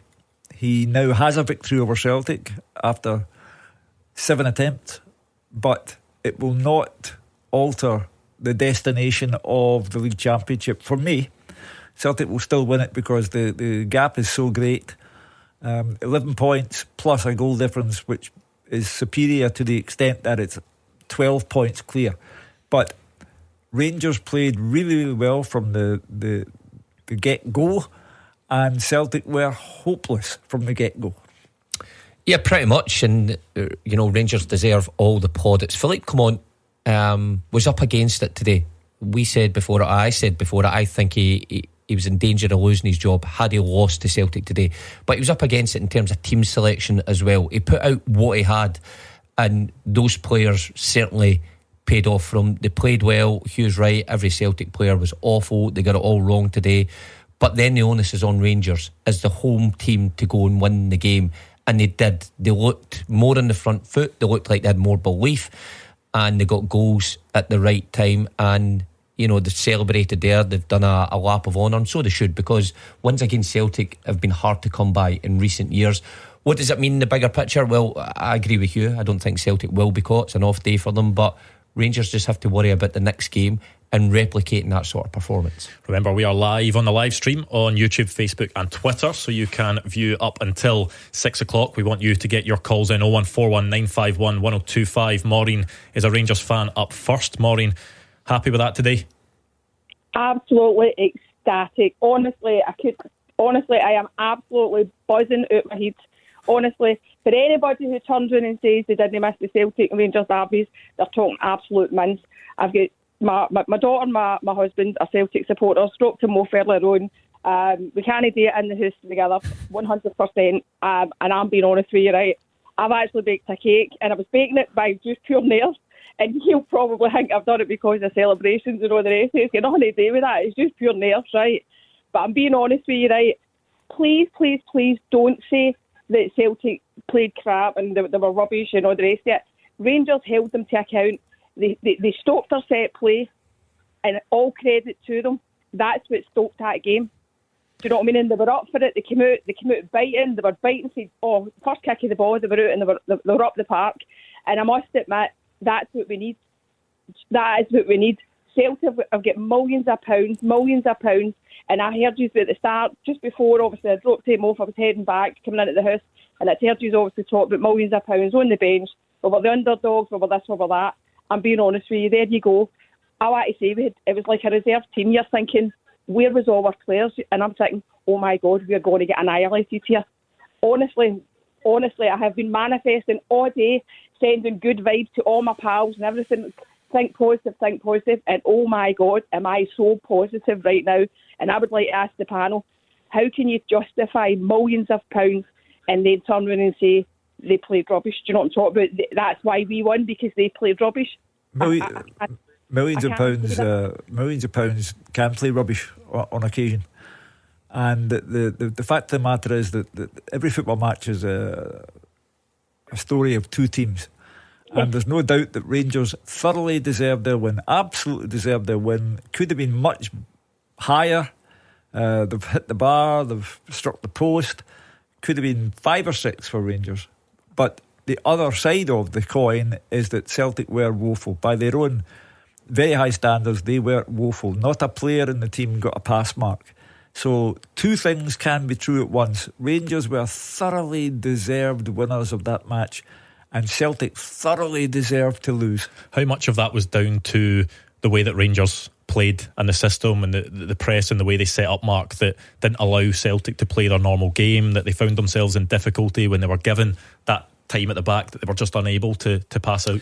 Well, I think tactically Rangers have got it spot on a couple of times now against Celtic. The cup final, I thought they got it spot on, and people say, well, Celtic still scored 3 goals. Celtic took advantage of a poor probably 15 minutes from Rangers in that cup final to get themselves back in the game and go ahead.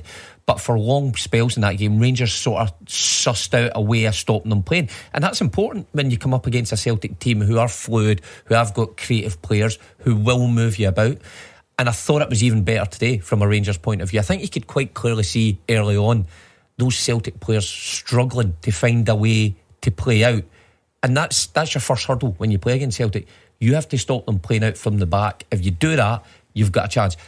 And then you have to take it further. When you win the ball, when Raskin wins the ball back from Scales and pushes Bernardo out the way with that fight, have you got an end product? And that's where Hadji and Igman in recent weeks have really made a difference to Rangers.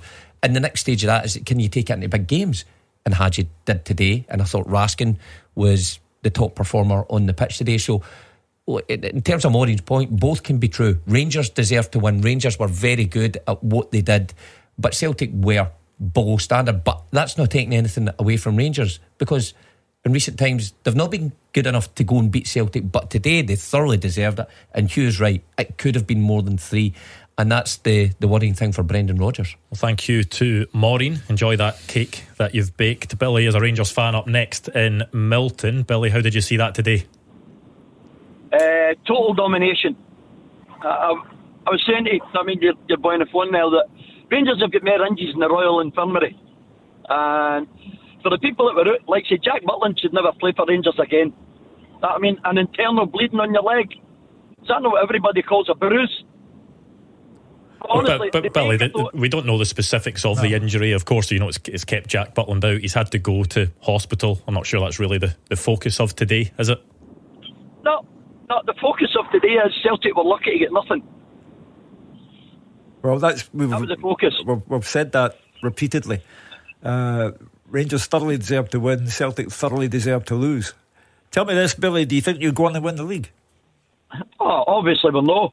That's a silly question, Hugh. I just thought I'd ask. You come on and spoke about the domination. I just wondered if you saw this as any kind of turning point. It's a turning point for us, yeah, because we put out a makeshift defence that never gave Celtic a sniff. Is that the big thing? I think that is important, sorry Andrew, that they didn't give Celtic a sniff. We all know how good Kyogo and Kuhn and Maeda is and how much impact they've had in this fixture, but I can't remember Kuhn doing anything good. I can hardly remember Maeda getting any involvement whatsoever.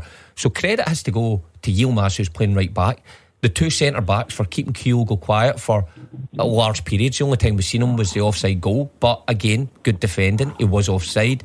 And then the other side, Kuhn, arguably player of the year in Scotland. The FT never gave him a sniff. I know there's a few players you can pick out, but Robin Propper has been much maligned since he arrived in the summer. He's maybe not done the job that Rangers fans were hoping he would do. He was part of a defence that kept Celtic quiet today, got himself a goal, actually ended the game with the captain's armband when Nicholas Raskin was substituted off. It feels like a big day for him. He'll be hoping that he can build on that. A big day for him and others, but they can look no further than Sunday at Easter Road, because it's away matches that have largely done for Rangers in the title race.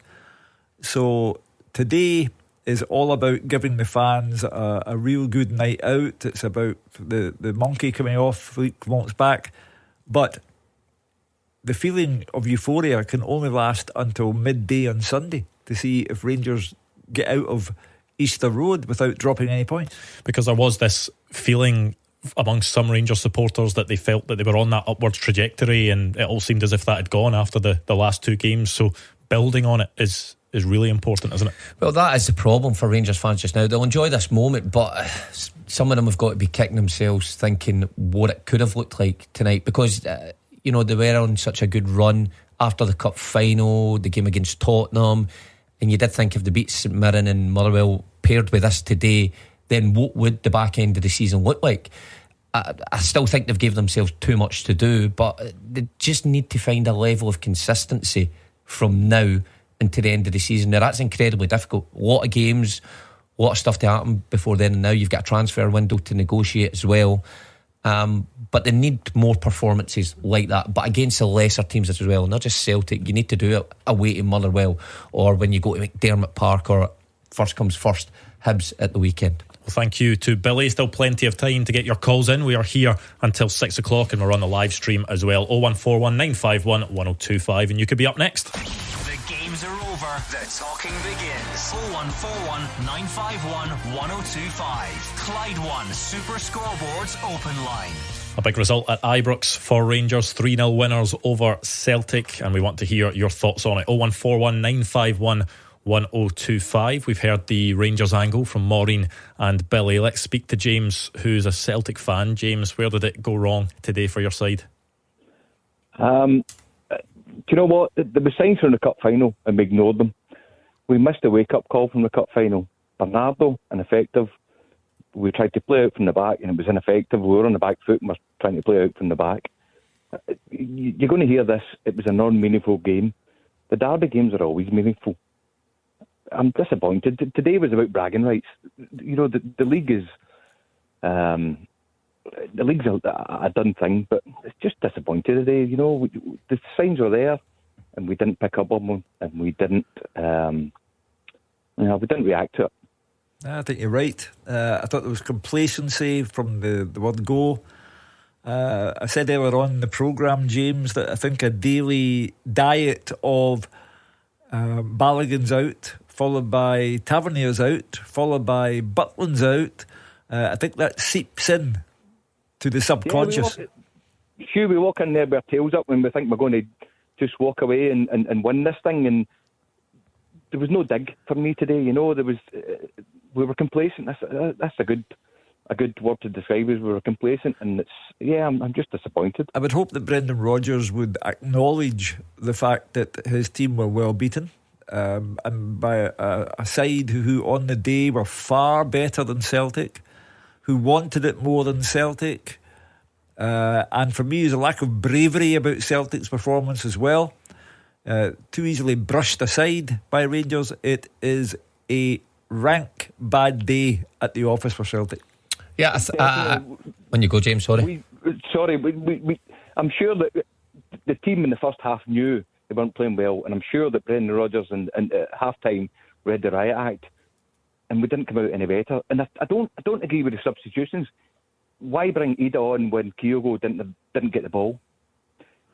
You know, on you go. Carry on. No. I think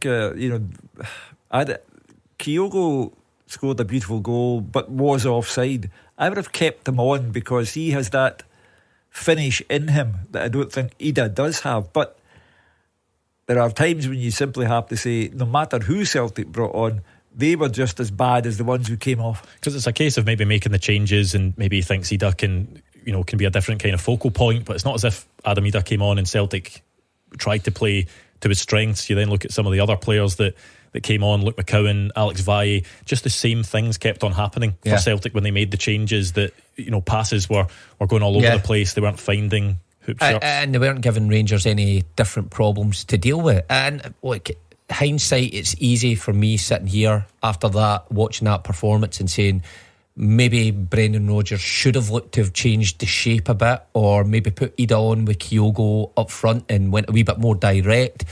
He very rarely does that, if any time at all. But the way that game was playing out, it was like, nothing was going to change, even when you change the personnel. You sometimes have that feeling in a game as a player, if things just aren't going your way, that it almost just feels as if nothing's going to, the tide's not going to I think when the opposition have got the other side of the game spot on, and I think Rangers had it to a large extent in the cup final, but certainly better today, that you just seen it was difficult for Celtic to play through. And that's when you got to think, well, how else can you affect Rangers at the back? Because that was their big weakness today. We spoke about it, how many players were out, they were weak at the centre, but you wouldn't have thought so, because the ball was very rarely in that sort of area for Kyogo to affect the game. So you've got to think, maybe how could you affect it? Could you get Ida on? Could you get the ball a bit more direct to him?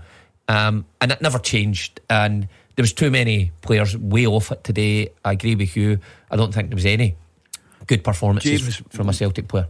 Celtic at home to St Mirren Sunday. What are you looking for there after this dreadful display? Sure, there's going to be a bounce back. That's inevitable. We've been good all season. Again, out with the cup final, where we should have taken the signs and known what Rangers are going to come to do against us today. There'll be a bounce back. We'll beat St Mirren. I think St Mirren will score against us, but we're going to roll on and we're going to win the league, and we'll win probably most of the games towards the end of the season. But today was, as I said before, it wasn't about the league today. It was about bragging rights, and we dropped the bragging rights ball. Because we talked before the game started about Philippe Clement and the lack of credit in the bank he's got, and how if there's a bad result, then it becomes an absolute disaster.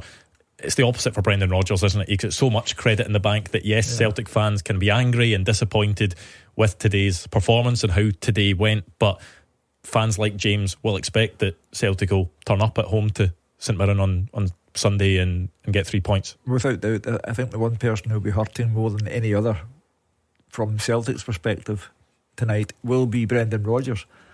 In the calendar year 2024, Celtic lost one league game.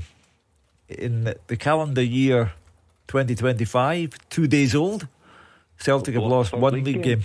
So, the warning signs are there, as James said, and I think on Sunday, for a change, the Celtic crowd will sit there in a critical manner, and they'll want atonement, if that's not too strong a word for you. They'll want atonement for what happened today. Well, thank you to James. It is underway in the Dundee derby between, of course, Dundee and Dundee United. Just a minute and a half in there. A free kick to Dundee in their own box. What a start, Andrew, for United. Dalby's header just saved right away. Ferried, great cross and a terrific save. But United going along nicely this season. I fancy them today. Yeah, we'll keep you up to date if there is any goals before 6 o'clock. Remember, you can get your calls in 0141 951 1025. Robert is a Rangers fan. Robert, how are you feeling after that today? Honestly, mate, it's unbelievable. Celtic had the strongest team possible, and we've just showed them the character we've got. I mean, Robin Proper, he absolutely brilliant, mate. Honestly, it was tremendous. We were sitting out here at Ibrox, and Celtic had the strongest team out, and we've just totally obliterated them. Did it come as a big surprise today, Robert, when you saw the starting lineup, the number of players that Rangers had out, the last couple of performances, the way Celtic have been this season? You know, it was a 3-0 win, just not something you ever would have expected. Yes, totally, mate. Honestly, I could not believe it. When I seen the squad, I feared the worst, but the boys put it together, and it was absolutely beautiful. And that's the whole point. James, the Celtic fan, on before Robert said it's about the bragging rights. It won't affect the outcome of the league title. But in this city, in the west of Scotland, when Celtic play Rangers or Rangers play Celtic, there's no such thing as a meaningless fixture. And Robert will go on and enjoy the remainder of his night, and James will go to bed early. And that's the way it is. And then they'll deal with the reality of it all tomorrow. But on the day, to have a victory as comprehensive as that one is deeply satisfying for the Rangers supporters and horrific for the Celtic fans. Robert, I don't know what your view of Philippe Clement and this Rangers squad and where they were going was before today's game. After that performance, has it changed at all? To be honest with you, mate, we actually blew it against Motherwell and St Mirren. Hughes hit the nail on the head there. He's totally got it right. But I tell you right now, that just gives a wee bit of passion, the show, the fight we've got. But we need to show that every game. Yeah, it's been remarkable that they're capable of playing that way. And they got 3 goals, could have been double that number today. And it's remarkable just how bad they can be on other days. Because, you know, Robert's talking about the shock that I'm not sure there would have been any Rangers fans, even the most optimistic Rangers fan would have thought that they'd be coming away from that game 3-0 winners, whatever it was, 24 shots. Yeah, Celtic barely getting a sniff, really. But that's at the stats as well that back up, because sometimes you can have a game like that and you can have a scoreline like that, but there's not much between the teams. Today the stats tell a whole different story. I think maybe Celtic would have edged it on possession, but that doesn't mean anything in terms of shots, entries into the opposition box, touches in the opposition. All that was in Rangers' favour, and that's the bit that counts. But for many of these games in recent years, there's been the argument that things aren't that far apart. Rangers, within those games, it's been fairly tight between them, but Celtic just had that grip mentally over Rangers. So I think today's significant in that respect, especially for Philippe Clement, that he had to get the monkey off the shoulder and get a win and just install some belief into his players that they can beat this Celtic team. Will that be a big thing for them going forward, that when you look at what the gap is, it could have potentially gone to 17 points. It's now 11 points. Doesn't mean that Rangers are absolutely going to go on and, you know, win the title or anything like that, Robert, but it might just give the players belief that they know they can go out and perform like that and they can put together a run of results. To be honest with you, it was a free hit for Celtic today, but they didn't take it and we did. So we've got the bragging rights for today, as you guys said. And honestly, Celtic are a great team, but we blew it the last 2 games. I know that. That's it, mate, to be honest. Yeah, of course. I know that. In my opinion. I know that Philippe Clement will say to the Rangers players, remember how this feels. And remember how you felt on other days when Celtic have beaten you comprehensively. I mean, the first league game of the season was 3-0 Celtic. The second one's now 3-0 Rangers. That is the nature of the fixture. 3-all in the middle as well. Yeah. So, and Brendan Rodgers, from his perspective, will say to the Celtic players, remember how this feels, because you don't experience this very often. So, do you want to experience it again? It's a good point about this 3-all in the middle, because that's Rangers now taking 6 goals off this Celtic side this season. Now that doesn't happen a lot in terms of how many goals Celtic have conceded. Well, what was it before today? 4 goals in the league before today. Rangers have taken 3 off them at Hampden as well. So it goes to show you, if you're brave and you're defensively sound and you've got good structure about you, you can trouble Celtic, and they've shown that. And guys that make the difference, I keep going back to Egeman and Hadji, because I think they have made a real difference to Rangers. But the next stage was doing it in these games, and they did it today. Well, thank you to Robert. Chris is a Celtic fan up next. Chris, what did you make of that performance from your team? That was embarrassing. Embarrassing was the only word for it. Liam Scales was shocking. He was at fault for at least the first goal. Bernardo, Hatate, they were actually so bad, the 3 of them, I wouldn't let them in the bus home. They were absolutely ridiculous. and I'm not being funny. As you guys know, I'm very happy I'll accept defeat, but I will not accept no effort. And that was absolutely timid. There was no fight. There was no fire. There was nothing. And I mean, Rangers were up for it, and they deserved the 3-0 win. But that was embarrassing. And Chris has described it more than adequately. It's all about the day. It doesn't matter what the day does for the rest of the season. Chris is really upset. Robert before him is ecstatic. James before him is really upset. It's about the day, the 90 minutes, the 95 minutes as it was at Ibrox. And Chris has been on a journey with Brendan Rodgers that has been quite something. But today, he feels that Brendan Rodgers and his players have let him down. Yeah, Chris was saying there that, you can lose in these games. It does happen sometimes, but there's a way of losing. And, Chris is saying it was maybe a lack of effort. I'm not sure whether Brendan Rodgers would think that himself, but certainly, Chris named 3 players there. He probably could have named a lot more that had a real off day. Well, I wouldn't agree with Chris in the lack of effort or lack of fight. I think there was a clearly an effort there. There was a lack of quality, I think, from every Celtic player. And it's very rarely, I'll say that, you go through 1 to 11 and the substitutes, and every one of them misplaced passes when they come on, didn't track runners, maybe lost out in those important duels at important times. That's just a lack of quality on the day. It's very rare that it happens to every player, right enough. Usually you get maybe 4 or 5 that's had an off day and you lose the game. I can't make a case for any Celtic player on the pitch today. Chris, just the way you feel about the performances of some of the players, do you want to see Brendan Rodgers make some changes going forward, just in terms of who starts, who maybe gets a bit more game time and who doesn't? To be brutally honest, I don't think Liam Scales should wear a Celtic jersey again. He was probably, in my opinion, the worst player in the park. And don't tell me that he doesn't trust Trusty, because he's on the bench. So clearly if he's on the bench, he's fit enough to play. He got it wrong in the midfield, but then again, if he'd have got it right, it wouldn't have bothered me. So I'm not going to criticise him there. But, I mean, overall as a performance, it was shocking. And, there's no sum up. And as for Mark Wilson saying there was some effort there, I don't know what game he was watching, because there was none. Well, look, I've been in this fixture. I've been beat comprehensively in this fixture at Ibrox, but never once did I come off a pitch having been beaten saying I didn't try or there was no effort. I think anybody can clearly see, Chris, there was effort there. But the big difference, it's easy to say lack of effort.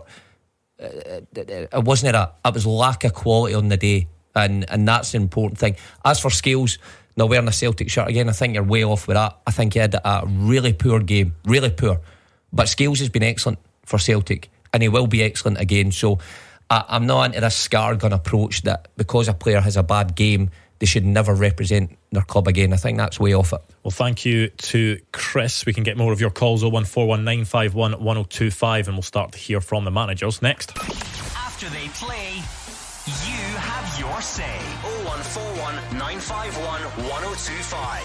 Clyde One Super Scoreboard's open line. Rangers 3, Celtic 0, the full-time score at Ibrox today. We've had plenty of opinions. We're on till 6 o'clock, so we will go back to the phones. The scores elsewhere: it finished Aberdeen 1, Ross County 2, Hearts 1, Motherwell 0, Kilmarnock 2, St Mirren 0, St Johnstone 1, Hibs 1. It's 15 minutes in to the Dundee derby. It's been a decent start, actually, both sides with chances, but it remains goalless. Let's hear from Brendan Rodgers, shall we, and what he thought of today's game. I thought the best team won, so gratitude to Rangers. I thought they had the edge in the game that we never had. We started okay first 3-4 minutes, I read one in their half, but then we made too many mistakes, and obviously one of them leading to their first goal, and I think from that it gives them a lift to defend that lead and gives the stadium a lift, and then and from that we never really responded. So yeah, attacking wise, again we never had so much in the game. So really disappointed with the performance and clearly the result. He was also asked whether it was the worst derby performance he'd seen. Yeah, I felt at half time, I mentioned to the players, I didn't think that we could be any worse in the second half. A little bit better, but not much better. And two, I've got experience of coming from behind when we've been here, so I know we can do it. but we never really had that reaction today. I didn't feel that. I didn't think we were so aggressive and had that, as I said, that quality in our game and that precision in our passing in order to hurt them. So probably over the course of the couple of spells, that performance certainly wasn't up there. Probably not a tough question to answer, just given the fact that he's got such a good record, 1 defeat in 20 to Rangers over that time. So it probably was obvious that he was going to say that. Yeah, best to hold your hands up.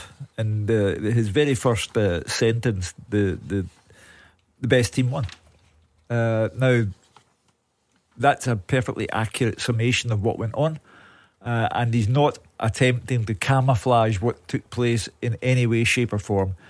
Celtic were nowhere near it, and Rangers were on it from the word go. So, as I say, best not to try and tell people that black is white.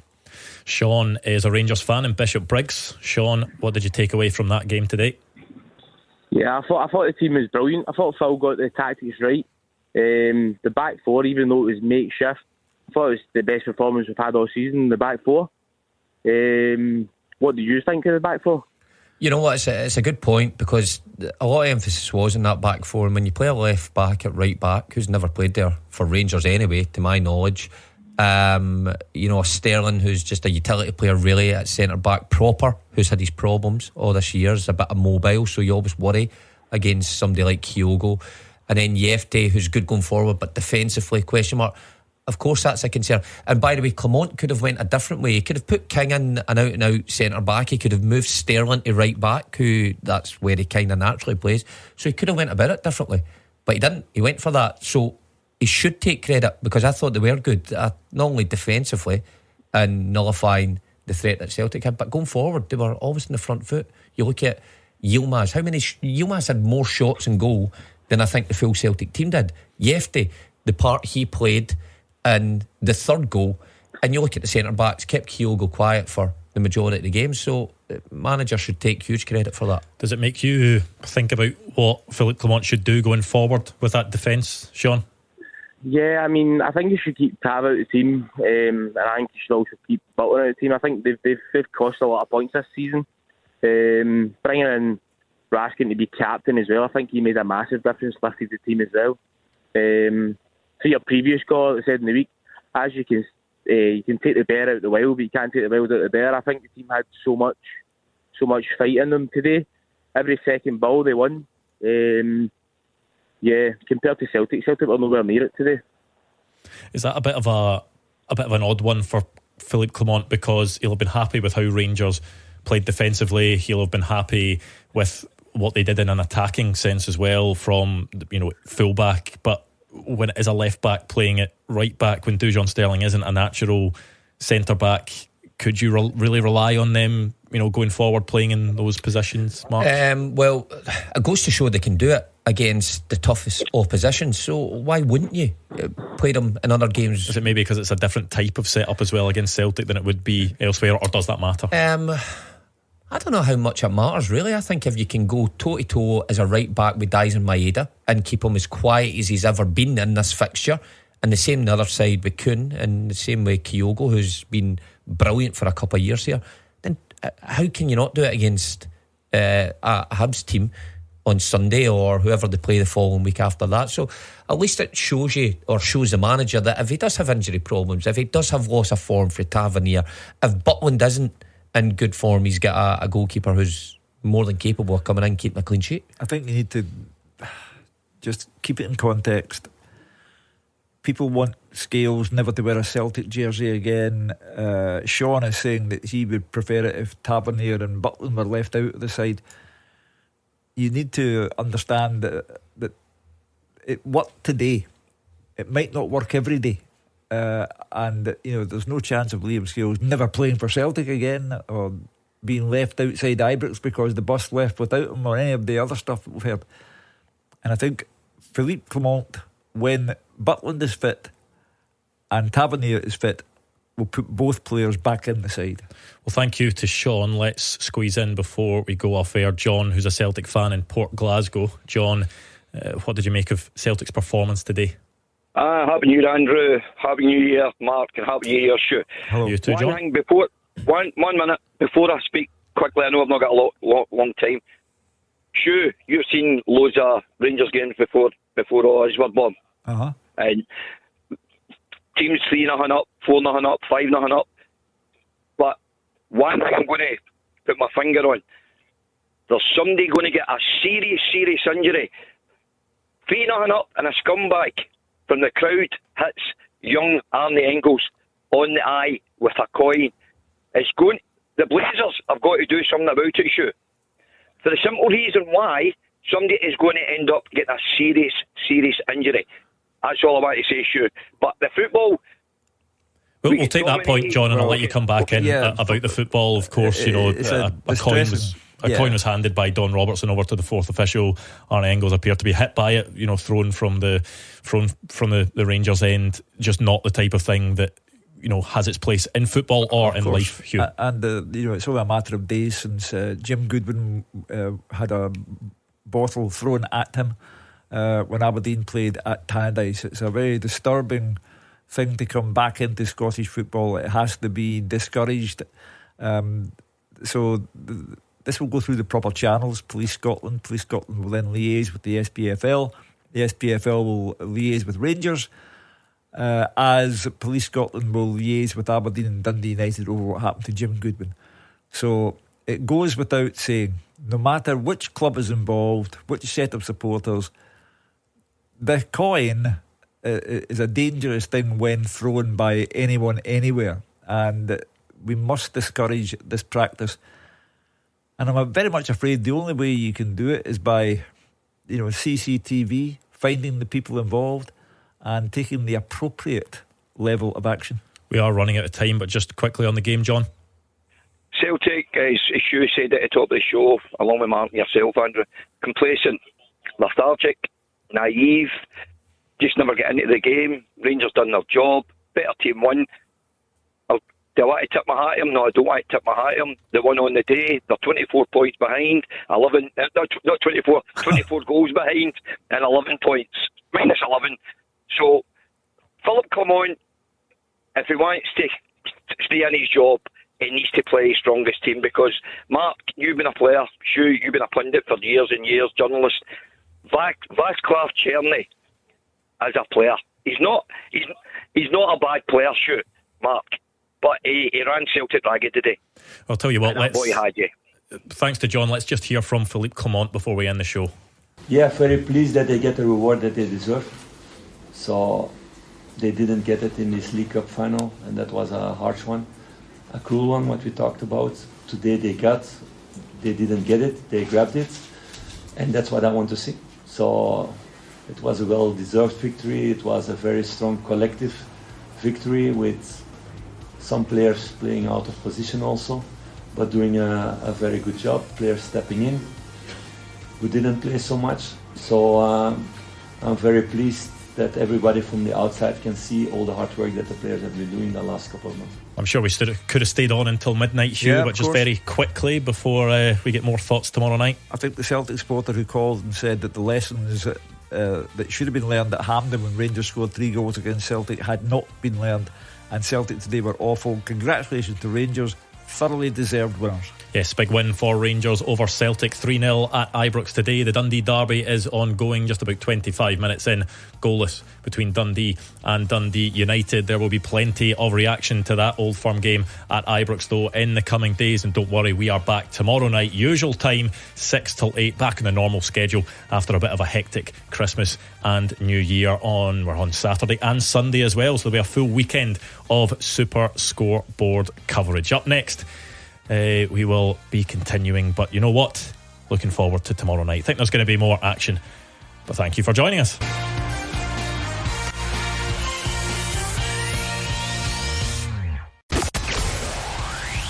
The Clyde One Super Scoreboard Podcast with Lookers Group. Thousands of vehicles offering exceptional value, ready to drive away.